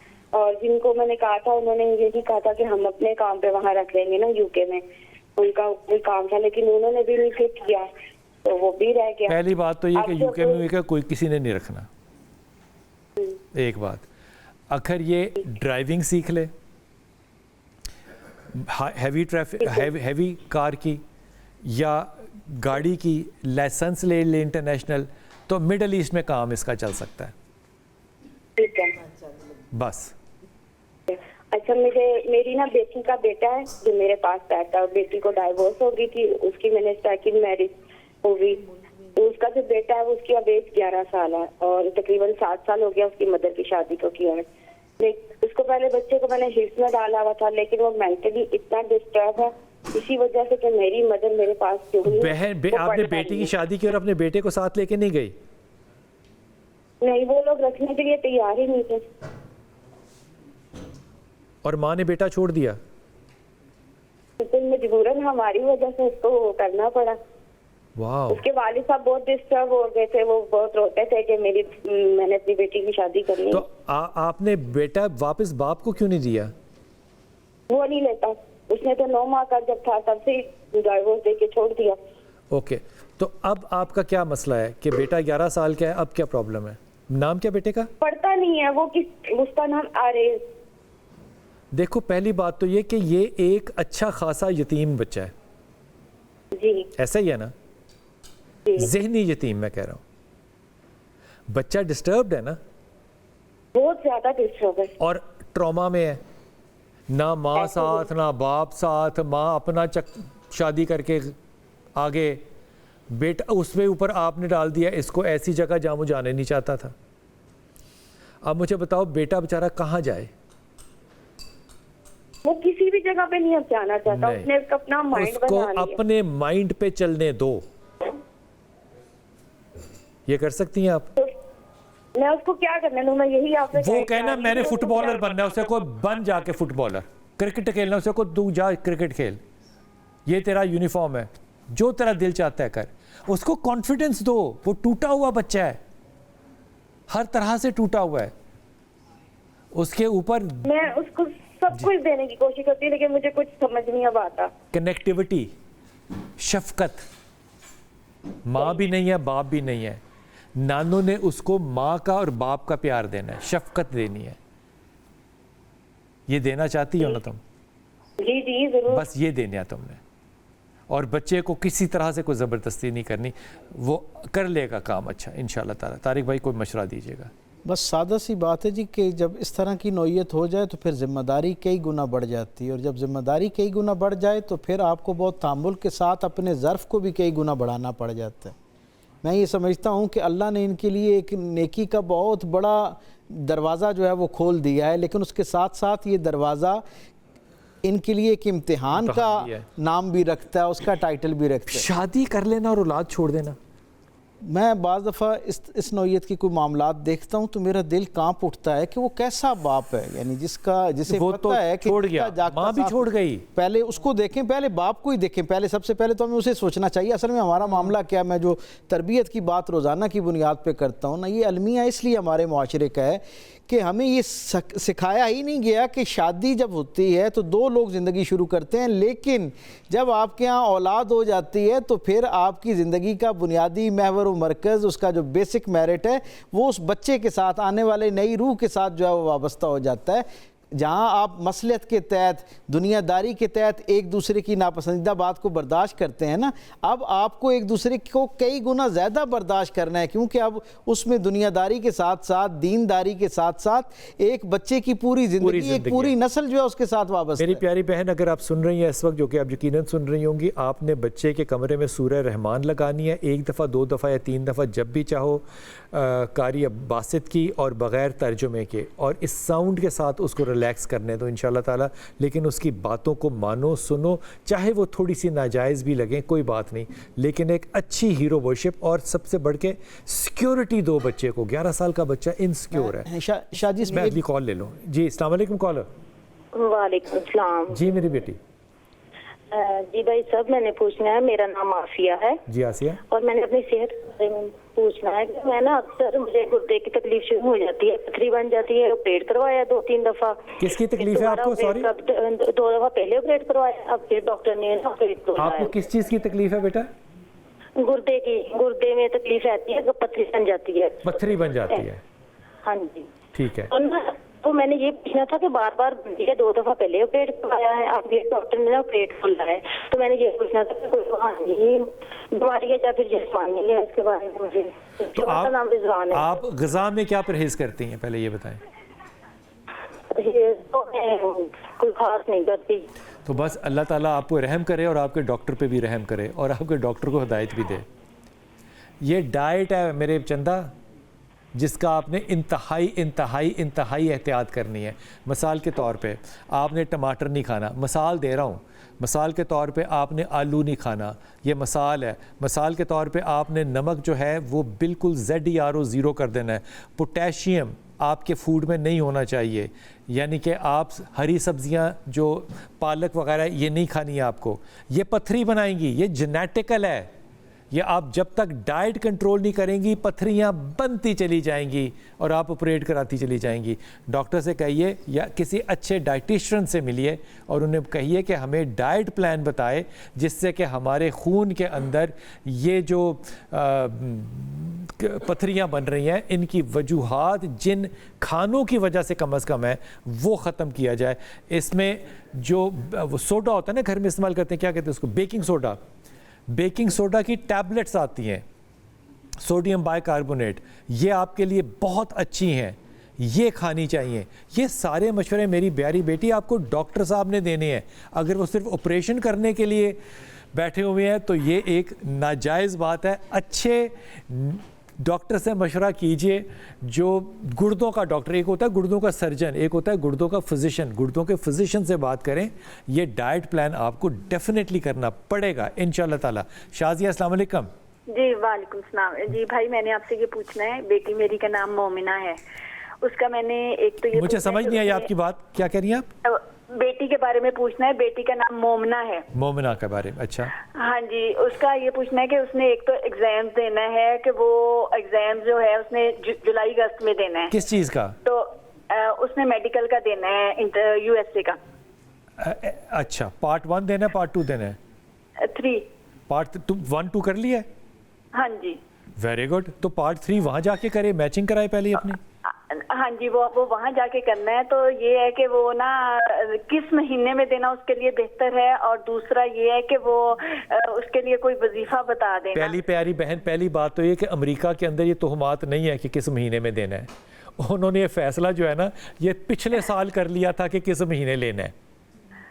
اس چکر میں پڑ جاؤ گی تو بیٹی کا پھر سال ضائع جائے گا، مت کرنا۔ یہ جس مہینے میں آئے اسے کرنا ہے۔ اس کا میچ ہو گیا ہے ماشاءاللہ سے۔ بات ختم ہو گئی بات۔ بیٹی سے کہو کہ وہ آیت کریمہ پڑھے اور لا حول ولا قوت الا باللہ پڑھے، اللہ تیسرا بھی کرا دے گا۔ اچھا، اور ایک اور بات کہ اسی بیٹی کے رشتے کے لیے بھی بات کرنی ہے کہ رشتہ جو ہے نا ایک تو ہے صفی الرحمان، ہاں جی، اور دوسرا عثمان۔ تو آپ ہمیں یہ بتائیں کہ یہ رشتے جو ہیں اللہ میاں ان کے معاملات میں آسانیاں پیدا کریں، دونوں ٹھیک ہیں، دونوں ٹھیک ہیں، عمران اس میں زیادہ بہتر ہے، عثمان ہے، عثمان اس میں زیادہ بہتر ہے، مگر یہ ہے کہ وہ کوئی پتہ نہیں آگے سلسلہ نہیں بڑھ رہا۔ نہیں تو آپ تو کہہ رہی ہیں رشتے ہیں؟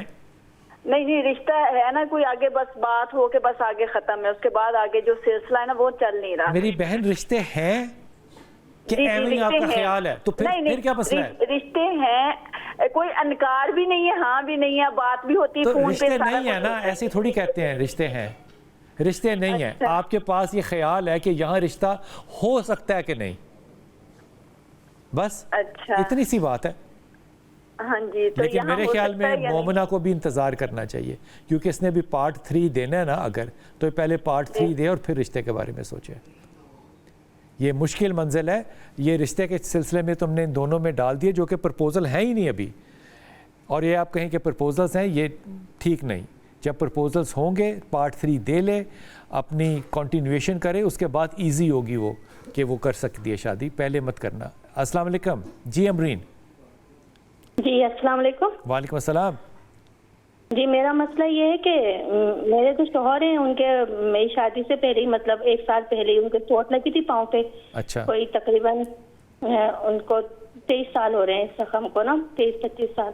اچھا. تو وہ زخم صحیح نہیں ہوتا. کوئی بھی کام وہ شروع کرتے ہیں، ہوٹل کا کام کرتے ہیں، وہ کھڑے ہوتے ہیں، وہ زخم خراب ہو جاتا ہے گرمیوں میں. آپ کے شوہر کا نام کیا ہے؟ جی آپ کے شوہر کا نام کیا ہے؟ ندیم. ندیم کو ڈائبٹیز ہے؟ نہیں ان کو ڈائبٹیز نہیں ہے، سارے انہوں نے چیک اپ کروائے، کچھ بھی نہیں ہے. آخری ٹیسٹ کب کرایا تھا ڈائبٹیز کا؟ یہ ابھی 1 مہینہ پہلے، رمضان سے پہلے. اوکے. رمضان سے پہلے HbA1c کتنا آیا تھا ان کا؟ نہیں صحیح تھا ساری رپورٹس نا. بیٹا یہ جو زخم ٹھیک نہ ہونے والی بات ہے نا، جی یہ اللہ نہ کرے ایک تو بڑی خطرناک بیماری والی بات ہوتی ہے جس کا کہ میں ذکر نہیں کرنا چاہتا، یا یہ ڈائبٹیز ہے. تو پھر یہ ڈائبٹیز اگر چیک کرے نا اپنے آپ کو کہ اس کا ڈائبٹیز کس طرح سے ہے، کون سا زخم ہے جو ٹھیک نہیں ہوتا، ایسا کیسے ہوتا ہے؟ ان کو وہ ویریکوز وینز ہوتا ہے نا، وہ ہے مسئلہ. ویریکوز وینز کوئی زخم تھوڑی ہوتا ہے میری ماں. نہیں بہت ان کا بڑا زخم ہے. یہ زخم نہیں ہوتا، ویریکوز زخم نہیں ہوتا. اور اس کا علاج جو ہے وہ ہومیوپیتھی میں بھی ہے، ایلوپیتھی میں بھی ہے اور نیچروپیتھی میں بھی ہے. پتہ پاؤں میں ان کے زخم ہے، اس کے زخم کی وجہ سے یہ ہوا. ان کے بائک کی کک لگی تھی نا تو انہوں نے وہ انجیکشن نہیں لگوایا تھا جو لگاتے ہیں ٹیٹنس کا. یہ کہ اب ٹیٹنس نہیں ہے، ٹیٹنس ہوا ہو تو وہ بندہ مر جاتا ہے. ٹیٹنس نہیں ہے، اب وہ چھوڑ دو بات ہی کہ انجیکشن نہیں لگوایا تھا.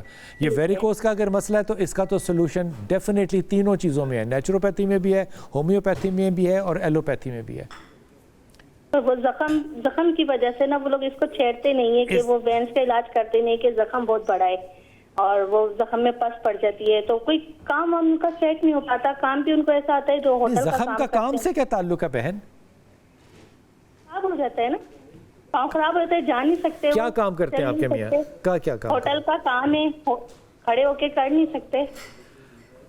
آپ میاں سے کہیے کہ وہ آپ کس شہر سے بات کر رہی ہیں؟ لاہور میں اتنے اچھے ڈاکٹر ہیں، آپ کسی 2-3 میری طرح کے نالائق لوگوں سے ہٹ کے بھی کسی سے پوچھیں کہ یہ کیا مسئلہ ہے. ویریکوز کا تو مسئلہ بالکل نہیں ہے. یہ اگر یہ ہے تو یہ ٹریٹیبل ہے. اگر یہ زخم ٹھیک نہیں ہو رہا تو یا یہ بہت خطرناک بیماری ہوتی ہے یا یہ ڈائبٹیز ہو سکتی ہے. اب آپ کہہ رہی ہیں دونوں چیزیں نہیں ہیں تو پھر میرے خیال میں آپ ڈاکٹر سے مشورہ لیجئے. میرے مشورے پہ آپ نے صرف یہ عمل کرنا ہے کہ آپ نے اچھے ڈاکٹر سے مشورہ کرنا ہے. جی ہینا صاحبی حوال سے. السلام علیکم ہینا. جی وعلیکم السلام. جی میرا نام ہنا ہے اور مجھے اپنے بیٹے کے بارے میں پوچھنا ہے. اس کا نام ہے محمد ارمغان علی. ارمغان بلاتے ہیں کہ علی بلاتے ہیں؟ علی بلاتے ہیں ہم اس کو. علی. تو ارمغان کیوں رکھا نام اس کا؟ کیونکہ وہ پسند تھا اس لیے. تو میں نے اس کے بارے میں یہ پوچھنا ہے کہ وہ ابھی کر رہا ہے پری انجینئرنگ GCU لاہور سے، تو آگے اس کو انجینئرنگ میں کنٹینیو کرنا چاہیے یا بزنس کی طرف اس کا یعنی پڑھائی میں 100% انجینئرنگ؟ جی انجینئرنگ یعنی کامیاب رہے گا اس میں؟ فیصلہ تو میری پیاری بیٹی اللہ کا ہوتا ہے نا. ہاں جی وہ تو اللہ کا ہے. یہ تکبرانہ بات نہیں کرتے کہ رہے گا، یہ حکم ہے. اس کا میں جواب اگر دے دوں ہاں تو کتنی تکبر کی بات ہے، اگر میں اس کا جواب دے دوں نہ تو کتنے تکبر کی بات ہے. ہاں جی. پرہیز کرو، اچھی بات کیا کرو، بیٹی کے لیے دعا کرو. Engineering is a good career for Ali انشاءاللہ. اور ایک اور بات ہے انکل، وہ نا میرے بیٹے کو نا معدے کی تکلیف رہتی ہے بچپن سے نا. کیا معدہ اس کا بہت زیادہ خراب رہتا ہے؟ اس کا معدہ خراب نہیں رہتا، اس کو جو بیماری ہے اس کا نام ہے IBS. کیا نام ہے؟ IBS। یہ تم نے جا کے ڈاکٹر کو بتانا ہے اور وہ پھر بتائے گا کہ کیا کرنا ہے۔ اس بچے کو آپ نے گندم نہیں دینی اور دودھ نہیں دینا، 2 چیزوں سے پرہیز کرانا ہے۔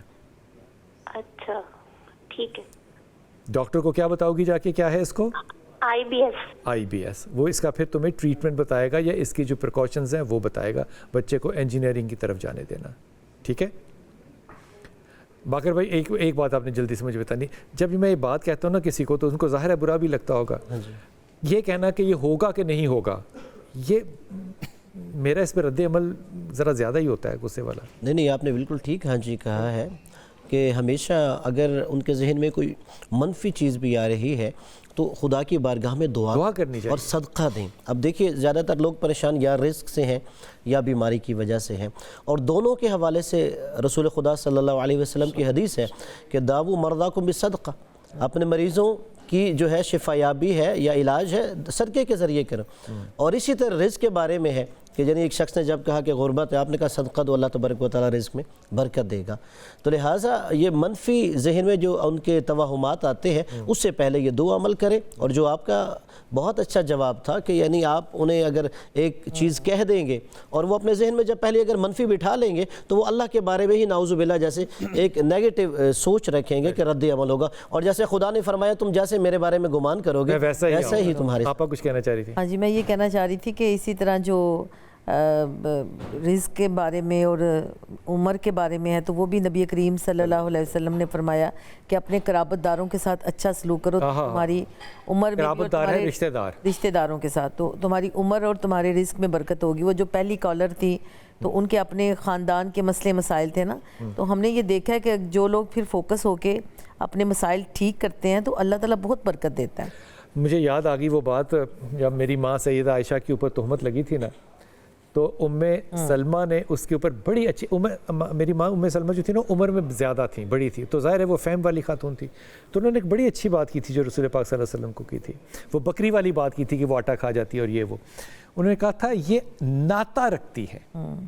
سو ناتا جو رکھنا ہے نا اس کا اللہ تعالیٰ نے آپ کو قدرتی طور پہ پتہ ہے ہفتے والے دن نہ موقع دینا ہے، سارے سال کا جو آپ کے گمان بدگمان جو کچھ بھی ہے نا وہ دل سے نکال کے باہر رکھیں۔ عید مبارک کا فون کریں، میسج نہیں کرنا، خدا کے واسطے عید مبارک وہ جو فارورڈ کرتے ہیں میسج وہ نہیں کرنا، آپ نے فون کرنا ہے، اور پھر آپ نے کوشش کرنی ہے کہ آپ مہمانوں کو اپنے گھر اکٹھا کریں، سب کو انوائٹ کریں، گلے ملیں، ان کو جپیاں ڈالیں، بٹھائیں، گپیں ماریں۔ یہ ضروری نہیں ہے کہ کوئی دعوت شراز کریں، انہیں کہہ جی 1 پارٹی کریں، سارے اپنے اپنے گھر سے ایک ڈش جو ہے وہ 1 ڈش لے کر آئیں، بیٹھیں کھائیں۔ یقین کریں اگلا سال اتنا برکت والا گزرنا ہے کہ آپ کا خیال ہوگا ایک دفعہ کر کے دیکھیں۔ اس ہفتے کو وقفہ لیں گے، واپس آئیں گے۔ بسم اللہ الرحمن الرحیم۔ جناب ہمارے کالرز ہمارے ساتھ ہیں، ہمارے ٹیلی فون نمبر آپ کے سامنے ہیں، آپ کال کر سکتے ہیں۔ ہمارے ساتھ کالر ہیں اس وقت۔ السلام علیکم کالر جی۔ السلام علیکم جی خالدہ۔ وعلیکم السلام۔ میرا بیٹا حمزہ ہے۔ اچھا، چلیے پرپوزر ہے، لڑکی کا نام رابعہ ہے اور ماں کا نام نسرین ہے، تو بتائیں یہ رشتہ صحیح رہے گا؟ بیٹے کا نام آپ نے کیا بتایا؟ بیٹے کا نام حمزہ ہے۔ دیکھو بڑی پیاری بچی ہے وہ، میں بیٹیوں کی طرح ہے وہ میرے، لیکن یہ حمزہ کے لیے رشتہ ٹھیک نہیں ہے۔ نہیں ٹھیک؟ نہیں، یہ لڑائی کا رشتہ ہوگا، بہت زیادہ لڑائی کا۔ ابھی ویٹ میرا بیٹا وقاص ہے، میرا بیٹا وقاص ہے، 1 سال ہو گیا، کوئی اولاد وغیرہ کی نہیں ہے۔ کیا نہیں ہے؟ ہم نے رپورٹ اولاد نہیں ہوئی۔ نام کیا وقاص کی بیوی کا نام کیا ہے؟ بیوی کا نام میمونہ۔ تو وقاص نے اپنا ٹیسٹ بھی کرا لیا ہے؟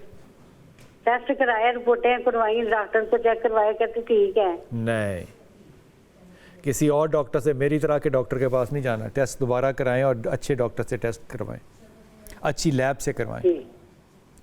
اچھی لیب۔ ہاں، اور کوئی بات؟ بس حمزہ کا پوچھنا تھا کہ پرپوزل آیا ہوا تھا، اور میرے وقاص کی نا اکیڈمی بہت چلتی تھی، اب نہیں چلتی، بچے وغیرہ پڑھنے نہیں آتے، پتہ نہیں کیا مسئلہ ہوگا۔ اسے کہیے کہ وہ سورہ اخلاص پڑھے، اللہ کامیابی دے گا، لیکن اچھے ڈاکٹر سے بھی مشورہ کرے اپنے لیے اور اپنی بیوی کے لیے بھی۔ اقبال ہے ہمارے ساتھ۔ السلام علیکم اقبال۔ अस्सलाम वालेकुम। वालेकुम सलाम। बिलाल भाई। जी जी जी। हेलो। जी जी जी जी। मैं इस्लामाबाद से इकबाल बोल रहा हूँ। जी जी। मैं एक रिटायर्ड गवर्नमेंट ऑफिसर हूँ। मेरी 77 ईयर्स। अच्छा।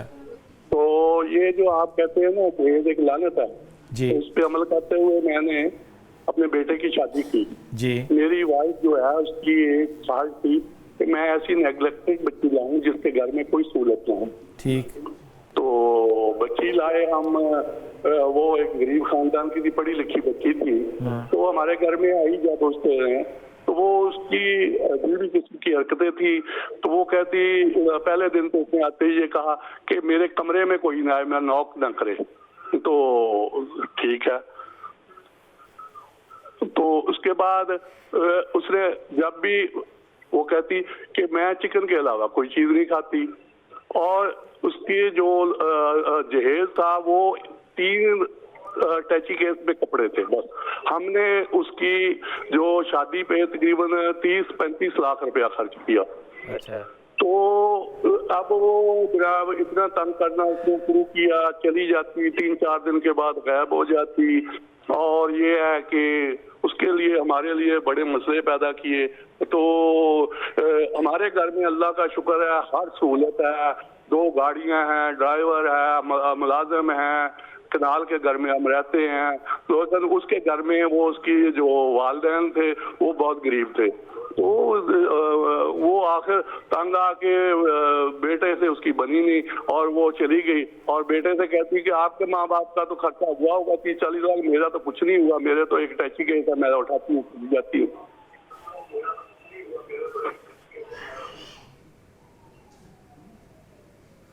आखिरी बात नहीं समझ आई आपकी? वो फिर डाइवोर्स होगी उसकी। अच्छा, फिर? हाँ, तो अब मैं दोबारा बेटे की शादी करना चाहता हूँ।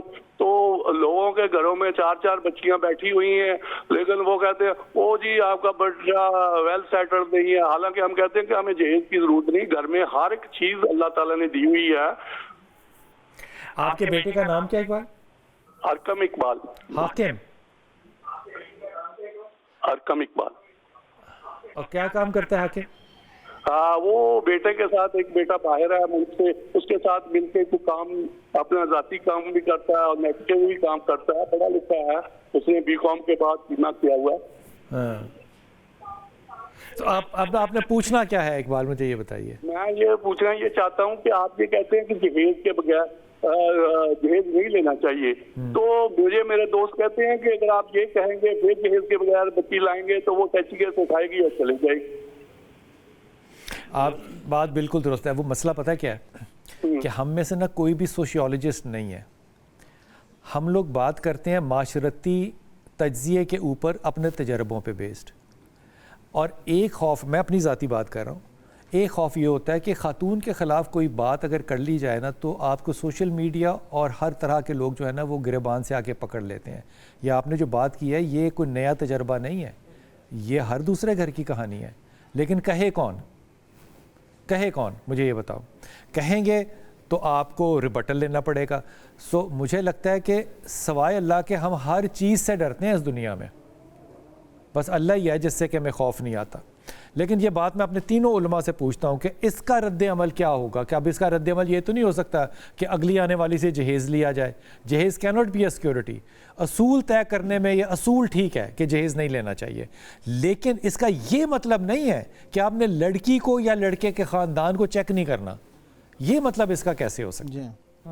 सो अभी वापस ये जो है ना टेलीविज़न पे आपने इस बात को सुना, बाकर भाई आप पहले इसका। ये बिलाल भाई ऐसे ही है कि जैसे अगर कोई बंदा ताजिर उसने दाढ़ी रखी हो, किसी के साथ धोखा फ्रॉड कर दे, लोग कहेंगे उसने तो दाढ़ी भी रखी हुई थी, अब मैंने दाढ़ी नहीं रखी। नहीं, अब इसमें दाढ़ी का क्या कसूर है अगर धोखा फ्रॉड कोई कर रहा है? तो सेम यही चीज़ है। अब यहाँ पर ये अगर कहें कि वो जहेज चूँकि नहीं लेके इसको मोरल इल्ज़ाम ठहराया जाए इसलिए उसने घर नहीं बसाया, नहीं, मैं कहूँगा यहाँ तरबियत की कमी होती है। जब आप कोई भी रिश्ता बेटे या बेटी की तलाश करते हैं तो उसमें यह है कि हमें अच्छी तरह से पहले तहकीक करनी चाहिए वो लोग कैसे हैं। बहुत सादा सी बात है जी। ये जो रिश्ते का कायम रहना या टूट जाना है ना, इसमें ये एक एलिमेंट के तौर पे तो हो सकता है। एक اس کا حصہ ہو سکتا ہے، لیکن اس کو بنیاد بنا کے کوئی فارمولہ نہیں نکالا جا سکتا۔ اسی شہر کے اندر آج سے 2 ماہ پہلے میں ایک ایسے گھرانے سے واقف ہوں جنہوں نے جہیز میں باقی جو کچھ دیا وہ اپنی جگہ، جو گاڑی صرف جہیز میں دی اس کی قیمت 2.5 کروڑ سے اوپر تھی، لیکن 2.5 مہینے پورے نہیں گزرے اور جو ہے وہ بچی جو ہے اس کو واپس اپنے گھر پہنچنا پڑ گیا۔ اچھا، میں اس میں یہ کہنا چاہوں گی کہ اگر کسی بچی کی شادی بغیر جہیز کے ہوتی ہے تو میں اس کو خوش قسمت سمجھتی ہوں، کیونکہ میری اپنی شادی میں بھی جہیز وغیرہ کچھ بھی نہیں تھا اور حق مہر تھا الحمدللہ۔ لیکن اگر جی ہاں جی الحمدللہ انگوٹھا رکھ کے لیا وہ میرے سسر اللہ تعالیٰ ان کو غریق رحمت کرے، انہوں نے بھی اپنے خاندان میں وہ مثال بنے تھے کہ انہوں نے اعلان کیا تھا کہ بغیر جہیز کے شادیاں ہوں گی اور حق مہر میں اپنی حیثیت کے مطابق جو ہے وہ ادا کروں گا۔ تو یہاں پر میں ان بھائی کو یہ کہنا چاہتی ہوں کہ آپ اپنی اصولی بات کے اوپر قائم رہیں کہ آپ نے جہیز نہیں لینا، انشاءاللہ دیکھیے اللہ آپ کے لیے بہت اچھا معاملہ کرے انشاءاللہ تعالیٰ، انشاءاللہ تعالیٰ، انشاءاللہ تعالیٰ۔ شیف کیا کیا تیار کر لیا؟ بلال بھائی ہم نے کوکمبر منٹ سوڈا، آپ کو آج کی ساری گفتگو سن کے کچھ دقت تو ہوئی ہوگی نا؟ بالکل ہو رہی تھی، لیکن یہ کہ آپ کو پتہ ہے مین چیز یہاں پہ ہوتا ہے میرا کہ لیٹ نہ ہو، اس وجہ سے دھیان ادھر بھی ہوتا ہے، لیکن یہ کہ لیکن سیکھنے کو ملتا ہے نا بہت کچھ، بہت کچھ سیکھنے کو ملتا ہے۔ بلال بھائی اقبال نے جو بات کی ہے یہ سب کو پتہ ہے، بالکل سب کے دل میں ہے، اور ہمیں پتہ ہے کہ یہ چھچورپن ہوتا ہے کہ میں کیا بتاؤں آپ، بلکہ میں تو چاہوں گی کوئی دن ایسا ہو کہ میری یہ ذمہ داری نہ ہو تو میں پوری توجہ یہاں رکھ کے جو ہے وہ سن سکوں شو کو۔ جو میں پتہ نہیں لفظ کیا استعمال کروں، وہ خاتون کام کرتی ہے محلے میں نا ہمارے الگ الگ جگہ پہ، تو وہ آج وہ بیٹھی ہوئی تھی تو اس نے دیکھا صبح نکلے تو بیوی سے اس نے کہا کہ مجھے کچھ پیسے دو، میری بیگم نے اس کو پیسے دی۔ جب اس کو پیسے دینے گئی تو اس نے آ کے نا فوری طور پہ گاڑی میں میرا فون دیکھا تو اس نے کہا اس کے پاس یہی فون ہے، واہ، اور وہ اینڈرائڈ فون پہ میسیجنگ کر رہی تھی، اور وہ یہ فیشن جو ہے نا یہ جاتا جوتا کوئی نہیں ہے، اس کی کوئی یاد نہیں ہوتی، غربت عاجزی کا ثبوت نہیں ہو سکتا، بہت اچھا کہا، یہ نہیں ہو سکتا۔ جی بلال ہم نے جو ہے وہ اسٹفڈ چکن بنز بنایا، اسٹف چکن بن، جی چکن ڈرم سٹک ہیں جس میں نے سبروسو کا چکن ڈرم سٹک جو ہے وہ استعمال کیا، اور ڈیزرٹ میں ہمارے پاس شاہی ٹکڑے ہیں، اور جو ہمارا مین کورس تھا نا وہ مجھے آج بلال بھائی پتہ چلا ہے کہ وہ ریسیپی جو وائرل تھی نا حیدرآبادی چکن، وہ اصل میں آپ کی ریسیپی تھی، کوئی گھر سے کھا کے گیا ہے، آپ کہہ رہے تھے نا صبح کہ میں جو ہے وہ سارا کچھ میں بھی ایسے ہی بناتا ہوں، وہ کوئی آپ کے گھر سے کھا کے گیا تو یہ وائرل ہوئی ہے۔ بالکل بالکل۔ اور ہمارے ساتھ اسپانسرز میں انشور ہے، سنسپ ہے جس کا لیمو پانی جو ہے وہ آج میں نے تیار کیا ہے، اور نورپور ہے، چائے بھی تیار ہے دودھ استعمال کرتے ہوئے، جامع شیریں ہے، اور ہمارے ساتھ کوکا کولا اسپرائٹ ہے، اور سبروسو ہے۔ آپ کو سب سے زیادہ اچھی چیز کھانے میں کیا لگتی ہے؟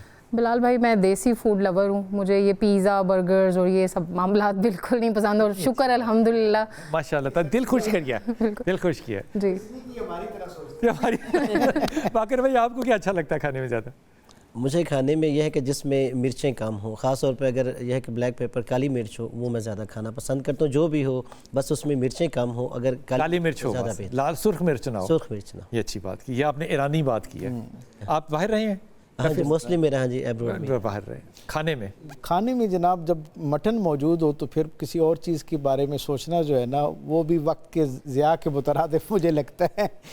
مٹن جو ہے وہ اس میں اگین کہ جو ہے نا بس صرف حسب ذائقہ اس میں نمک اور مرچ ہونا چاہیے، بس یہ جتنا ہم اوور اسپائسی کر دیتے ہیں۔ مٹن کو کھانے کا نا ڈاکٹر صاحب ایک طریقہ ہے، اس کی ہڈی پکڑیں اور بوٹی نیچے گر جائے، سبحان اللہ، بالکل ایسے یہ ہونا چاہیے مٹن۔ ہم نے بھی یہی معیار رکھا ہوا اس کا۔ آپ کو کیا اچھا لگتا ہے کھانے میں؟ میں بھی سب کچھ کھا لیتی ہوں، لیکن یہ ہے کہ گجرانوالہ کی رہنے والی ہوں تو کھانے میں ذرا وہاں کے چڑے مشہور ہیں۔ بالکل صحیح، پارٹی ہمارے ساتھ بیٹھی، وقفہ لے کے واپس آتے ہیں۔ بسم اللہ الرحمن الرحیم۔ جناب ہمارا آج کا سوال تھا کہ سوال ہے کہ غزوہ خندق کے موقع پر خندق کھودنے کا جو مشورہ وہ کس صحابی نے دیا، جب اس کا صحیح جواب آپ دے دیں گے انشاءاللہ تعالیٰ تو آپ کو جامع شیریں کا کرشی والوں کا یہ ہیمپر جو ہے یہ تحفے کے طور پہ دے دیا جائے گا۔ آج کی حدیث جو ہے یہ باقر بھائی آپ کو ہدیہ کر رہا ہوں میں، آپ نے یہ سننی ہے۔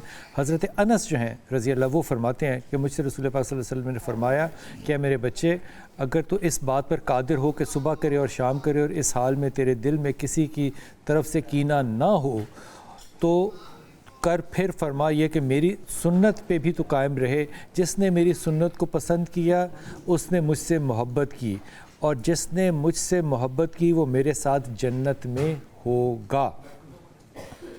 کینہ نہ ہونا اور پھر سنت پہ عمل کرنا، اس کی کنیکٹیوٹی، ہم کینہ رکھتے ہوئے سنت پہ عمل کریں گے تو پھر کیا ہوگا؟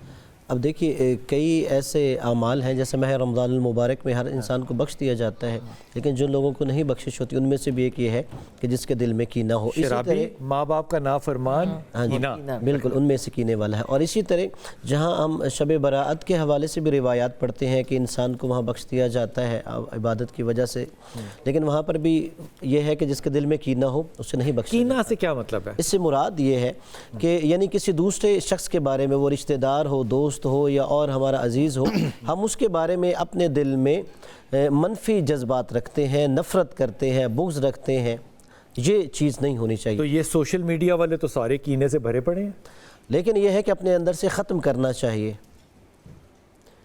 کیونکہ رسول خدا صلی اللہ علیہ وآلہ وسلم کی جو ذات ہمارے لیے نمونہ ہے۔ دیکھیے اصل میں سنت پہ انسان باقر بھائی ہم تو سنت کو بڑا آسان سمجھتے تھے۔ اب وہی میں جو عرض کرنا چاہتا ہوں، رسول خدا کہ جب ہم سنت پہ چلیں گے اس میں بھی یہ ہے کہ یہاں تک جو آپ کو اذیت بھی دے رہا ہوتا، میں نے ایک روایت میں اس میں پڑھا ہے، اس میں تو یہ نہیں لکھا کہ اللہ کے رسول نے کہا کہ اور میرے دل میں کینہ نہیں ہے، یہ میری سنت ہے کہ میرے دل میں کینہ، جی ایسا ہی ہے، یعنی سنت پہ بھی تبھی ہم عمل کریں گے کہ جب اپنے دل سے ہم کینہ نکال لیں گے۔ چونکہ جیسے میں جو عرض کر رہا تھا کہ رسول خدا صلی اللہ علیہ وآلہ وسلم کو وہ لوگ جنہوں نے بہت زیادہ اذیتیں دی، تکلیفیں دی، یہاں تک کہ ان کی وجہ سے مکہ بھی چھوڑنا پڑا، اور جب آپ وہاں پہ فاتح واپس لوٹے، اب ان لوگوں کو بھی پتا تھا کہ آپ کا مزاج کیسا ہے اگر ہم وہی سنت پہ اگر چلیں۔ کچھ لوگوں نے جب کہا الیوم یوم المرحمہ کہ شاید آج کوئی انتقام کا دن ہے، لیکن دشمنوں نے کہا الیوم یوم المرحمہ کہ آج رحم کا دن ہے، اور سب نے کہا ہم جانتے ہیں آپ کریم ابن کریم ہیں۔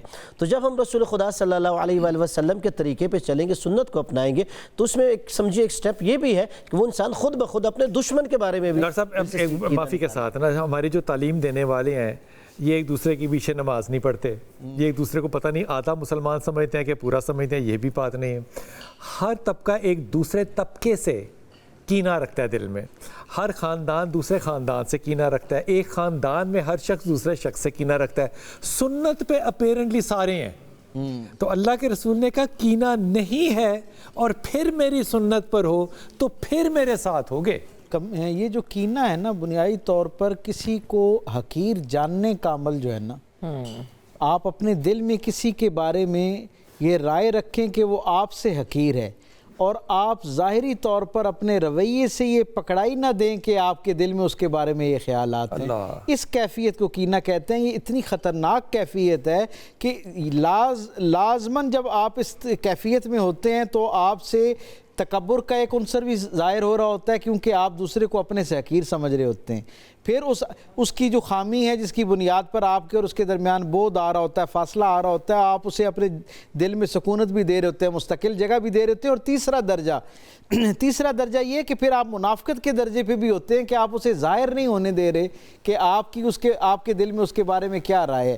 اسی لیے سرکار دو عالم صلی اللہ علیہ وسلم نے اپنی شان بیان کرتے ہوئے یہ کہا کہ اللہ نے میرے سینے کو اس عیب سے پاک کر رکھا ہے۔ یعنی اس کا مطلب کیا ہے کہ کوئی شخص اگر روحانی تقرب اللہ کا حاصل کرنا چاہتا ہے، اللہ کے ساتھ اپنے معاملات کو درست کرنا چاہتا ہے، تو اس کی جو چند بنیادی شرائط ہیں ان میں تصفیہ قلبی کی چند شرائط میں سے ایک شرط یہ ہے کہ آپ کا دل جو ہے وہ کینے سے پاک ہونا چاہیے۔ اسی حدیث کے اندر جب حضرت انس بن مالک کو سرکار دو عالم نے نصیحت فرمائی نا، تو آپ نے فرمایا اور اے میرے بیٹے یہ میری عظیم الشان سنت ہے، یہ میری عظیم الشان سنت۔ اس کا مطلب کیا ہے؟ بہت ساری اور سنتیں بھی یقیناً اپنی جگہ پر اہمیت رکھتی ہیں، نیکسٹ لیول ہے، لیکن یہ ایک نیکسٹ لیول کی بات ہے۔ اور اس کا سبب کیا ہے؟ جب ہمارے دل میں یہ کسی کے بارے میں رائے اور کیفیت پیدا ہو جاتی ہے نا، سچی بات یہ ہے کہ بحیثیت انسان ہمیں یہ اعتراف کرنا چاہیے کہ دل کو ان معنوں میں صاف کرنا مشکل ہو جاتا ہے۔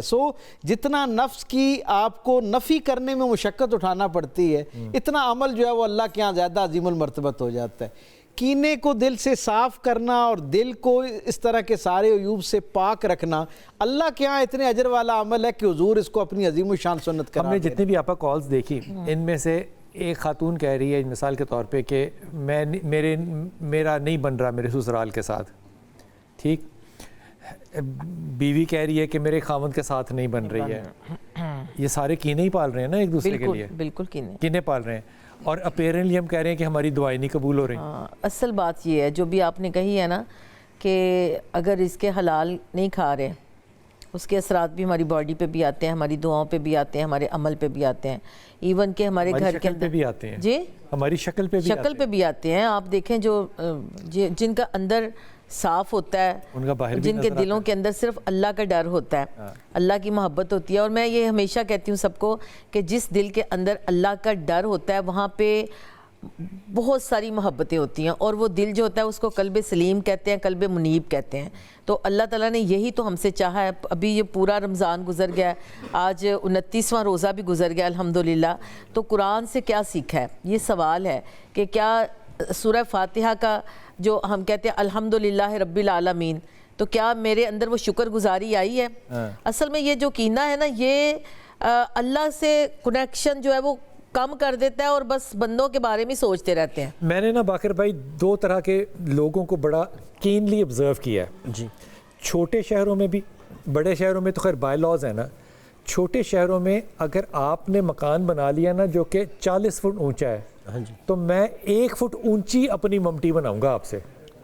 یہ مذاق نہیں کر رہا میں, ہاں ٹھیک بات ہے, ایسے ہی ہے. وہ 1 فٹ میں آپ سے اپنا گھر اونچا بناؤں گا. کینہ ہے. آپ نے افطاری کی ہے نا, اور آپ نے اس میں 6 ڈشز رکھی تھیں, تو میں نے رکھنی نہیں تھی, میں نے آپ کے چکر میں رکھی ہے, اور میں نے اس میں 7 ڈشز رکھنی ہے. کر میں نیکی کا کام رہا ہوں, رکھ میں کینہ رہا ہوں. پھر میں چاہتا ہوں کہ وہاں پہ نعتیں بھی ہوں, وہاں پہ میں ڈاکٹر صاحب کو بیان کے لیے بھی بلاؤں. ہم مطلب آپ کو نہیں لگتا کہ ہم بہت بڑا فراڈ لگا رہے ہیں مذہب کے ساتھ؟ اس لیے نا ہمیں جو ایک کوئی بھی کام کرنے کے لیے دین نے سلیقہ سکھایا, ہم اسے قربتاً اللہ کریں. جب میں بندوں کی خوشنودی کے لیے, دکھلاوے کے لیے کر رہا ہوں, پھر میں ان چیزوں کا خیال رکھوں گا کتنی ڈشز ہونی چاہیے, یا یہ کہ دوسرے کے ساتھ میں کمپیریزن کر رہا ہوں کہ اس سے زیادہ ہونا چاہیے, میرا گھر اس سے تھوڑا اونچا ہونا چاہیے. تو اس کا مطلب یہ ہے کہ میرے دل میں قربتاً اللہ نیت نہیں ہے, دکھلاوا ہے, ریاکاری ہے, نمود و نمائش ہے. اس لیے صرف اگر ایک انسان اپنے ذہن میں رکھے میں نے جو بھی کام کرنا ہے قربتاً اللہ, اور اس کا ایک فائدہ بھی ہے. اگر مباح کام بھی آپ قربتاً اللہ کر رہے ہیں نا, وہ عبادت بن جاتا ہے. مثلا پانی مجھے پیاس لگی ہے, اب میں پی رہا ہوں, یہ ایک مباح کام ہے. لیکن اگر میں یہ کہوں میرے اندر توانائی آئے تاکہ میں اللہ تبارک و تعالیٰ کی عبادت کر سکوں, میں اللہ کی رضا خوشنودی کے لیے پی رہا ہوں, تو یہ پانی پینا بھی میرے لیے, جیسے وہ اذان اور کھڑکی کی مثال ہم دیتے ہیں جی ایسے ہی کہ ہاں جی کھڑکی کس لیے, ہوا ہے کہ اذان کی آواز ہے. اگر ہوا کے لیے ہے تو ٹھیک ہے مباح ہے, اگر اذان کے لیے آپ نے رکھ دیا تو وہ آپ کی عبادت شمار ہوگا. اور اس کے ساتھ دنیاوی جو منفعت ہے وہ بھی آپ تک اللہ انعام کی شکل میں پہنچانا شروع کر دیتا ہے. یہ جو کینہ کا معاملہ ہے نا شاہ جی, یہ اتنا خطرناک معاملہ ہے کہ بہت دیر تک یار مجھے تو میں اپنے اطراف میں اپنے سمیت دیکھوں تو بغیر کینے کے کوئی ہے ہی نہیں. اسی لیے تو اللہ کے رسول نے اس کی اتنی فضیلت بیان کی نا. یہ ظاہری طور پر اخلاقی تربیت میں ایک بہت اعلیٰ درجے کی تربیت کے بعد یہ خوبی آپ کے اندر پیدا ہوتی ہے. اور جیسے باقر بھائی نے کہا, یہ بڑی سچی بات ہے, اس سے بچنے کا صرف ایک ہی طریقہ ہے. یہ جو تقابل کا معاملہ ہے نا, اس سے نکلنے کا ایک ہی طریقہ ہے کہ ہم اپنے معاملات کو اللہ کی رضا کے سپرد کرنا شروع کریں. جب آپ اپنے معاملات کی ترجیح کے اول اللہ کو بنانا, تقابل تو یہاں تک ہوتا ہے کہ آپ نے 2 قرآن کی آیتیں سنائی ہیں, وہ 3 سنائیں گے کہ میں اور سناؤں, میں قرآن اور جانتا ہوں. یہ بھی کینہ ہوگا نہیں. یہ دیکھیں ایک رشک ہے, ایک حسد ہے. رشک کیا ہے, ایک مثبت انداز میں کسی چیز سے, کسی کی خوبی سے اپنی تربیت پانا, یہ رشک ہے. یہ نماز پڑھتا ہے, مجھے بھی پڑھنی چاہیے. اگر ایک آدمی جو اللہ مجھ سے زیادہ مصروف ہے پھر بھی پڑھتا ہے, مجھے اس سے زیادہ, لیکن جب یہ آ جاتا ہے نا کہ یہ وہ زیادہ عبادت گزار ہے, تو مجھے اس سے زیادہ مقابلہ, جو بھائی بات کریں نا مقابلہ کرنے کی اور کمپیریزن کرنے کی, تو ہم اپنے بچوں, میں تو یہاں پر یہ بات میں یہ بات کہوں گی کہ ہمارے جو ہے نا وہ کمپیریزن کر کر کے اپنے بچوں کے دلوں میں کینہ بھر رہی ہیں. اپنی بہن کے بچوں کے ساتھ, اپنی نند کے بچوں کے ساتھ, بھائیوں کے بچوں کے ساتھ اپنے بچوں کو کمپیریزن کرتی ہیں کہ جی اس کے اتنے نمبر آ گئے, وہ فلاں یونیورسٹی میں چلا گیا, وہ فلاں. یہ چیزیں نا یہ بالکل یہ تربیت کے اندر شامل ہونی چاہیے. اور اس کو جیسے میں نے یہ والی بات کہی تھی نا کہ کوئی اعلان کرے, کسی نے بھی اعلان نہیں کیا, کسی کے اندر اتنی جرت ہی نہیں کوئی اعلان کرے. اور ہم اس وقت ٹھیک ہوں گے جب ابھی ہم اپنے اندر کی بیماری کو خود سمجھ لیں گے کہ میرے اندر یہ چیز ہے, میں نے اس کو ختم کرنا ہے, بڑا مشکل تب وہ ختم ہوگا.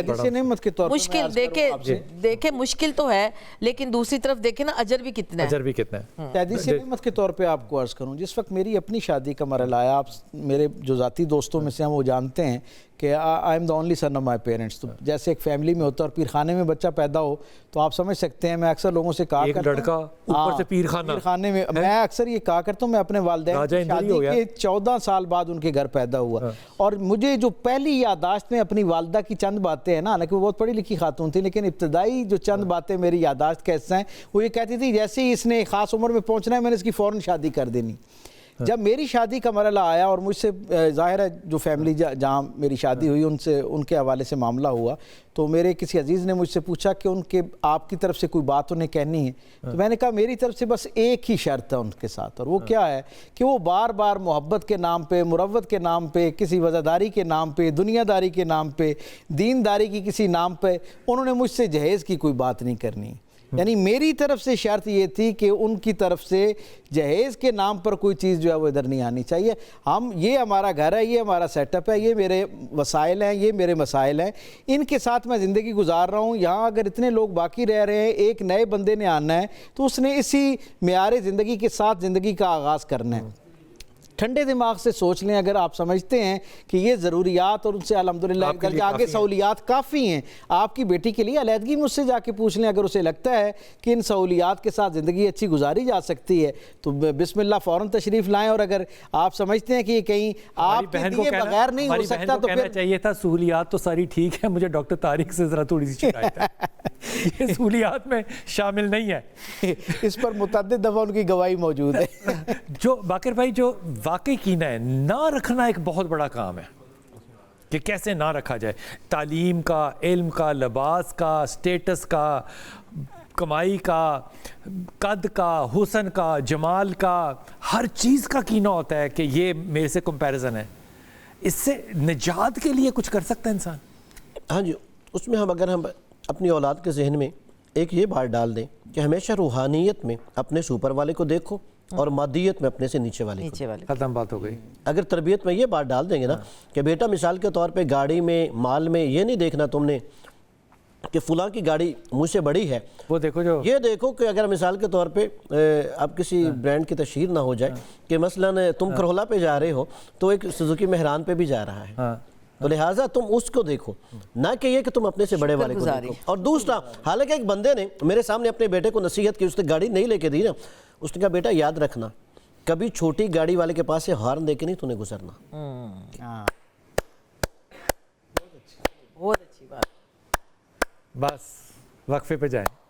بسم اللہ الرحمن الرحیم. جناب ہمارا آج کا سوال تھا کہ غزوہ خندق کے موقع پہ خندق کھودنے کا مشورہ کس صحابی نے دیا تھا, اور یہ وہ صحابی تھے جن کی کہ ایک تو عمر بڑی طویل تھی, اور یہ پھر ان کے اوپر بخاری شریف کی اگر آپ حدیث دیکھیں تو ان کا زندگی کا جو سفر ہے نا وہ اس طرح کا ہے کہ جس کو کہنا چاہیے نا کہ جنہوں نے اللہ کے رسول کو ہر طرح سے نا چیک کر کے, ڈبے میں جو روڑے ہوتے ہیں نا ان کو کھڑکھڑا کے دیکھ کے پوری زندگی کا سفر کرتے کرتے کرتے مدینہ پہنچے, اور پھر ساری نشانیوں کے اوپر تسلی کی.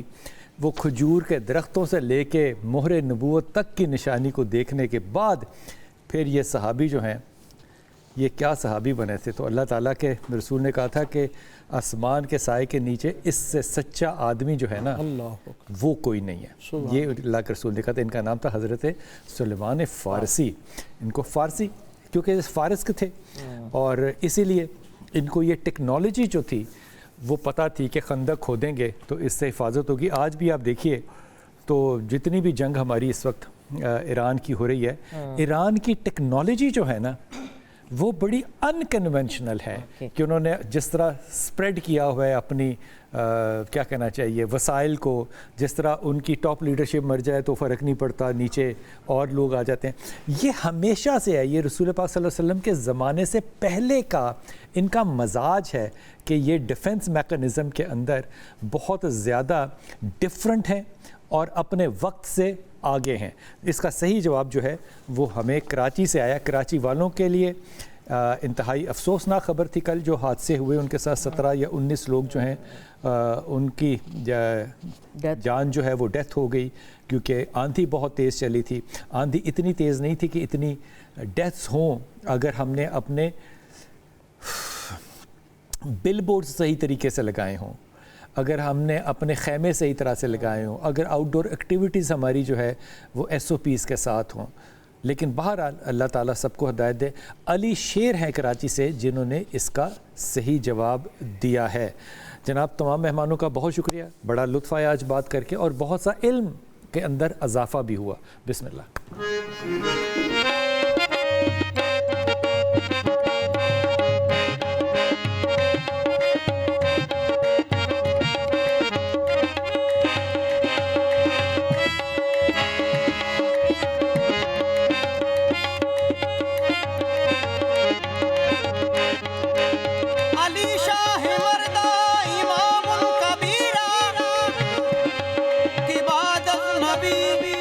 بشیر النذیرہ دم ہم دم علی علی دم ہم دم علی علی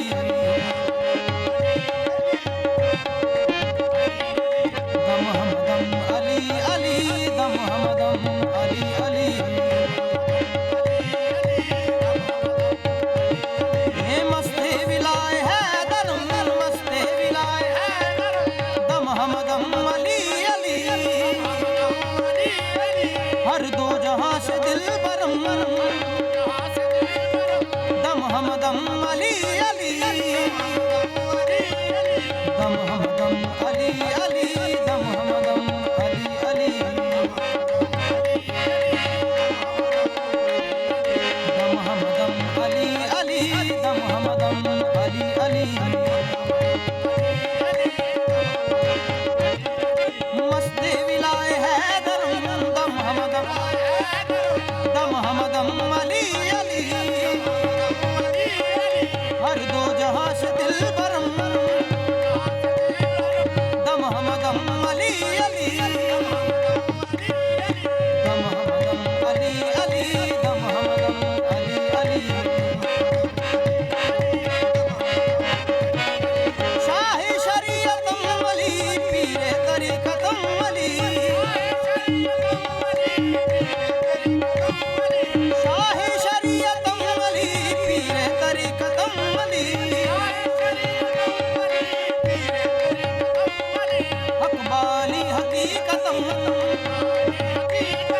دم ہم دم علی علی دم ہم دم علی علی دم ہم دم علی علی بادائے حب مرتضی ساقی منبد مرا بادائے حب مرتضی ساقی منبد مرا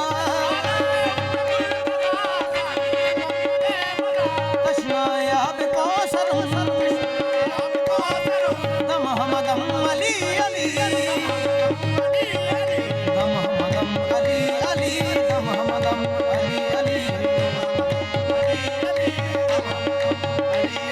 نقطۂ بائے بسم اللہ سلے سرائے لا الہ نقطۂ بائے بسم اللہ سلے سرائے لا الہ اول نقش والقلم دم ہم دم علی علی دم ہم دم علی علی دم ہم دم علی علی دم ہم دم علی علی دم ہم دم علی علی نقطۂ بائے بسم اللہ سلے سرائے لا الہ نقطۂ بائے بسم اللہ سلے سرائے لا الہ اول نقش والقلم دم ہم دم علی علی دم ہم دم علی علی دم ہم دم علی علی دم ہم دم علی علی دم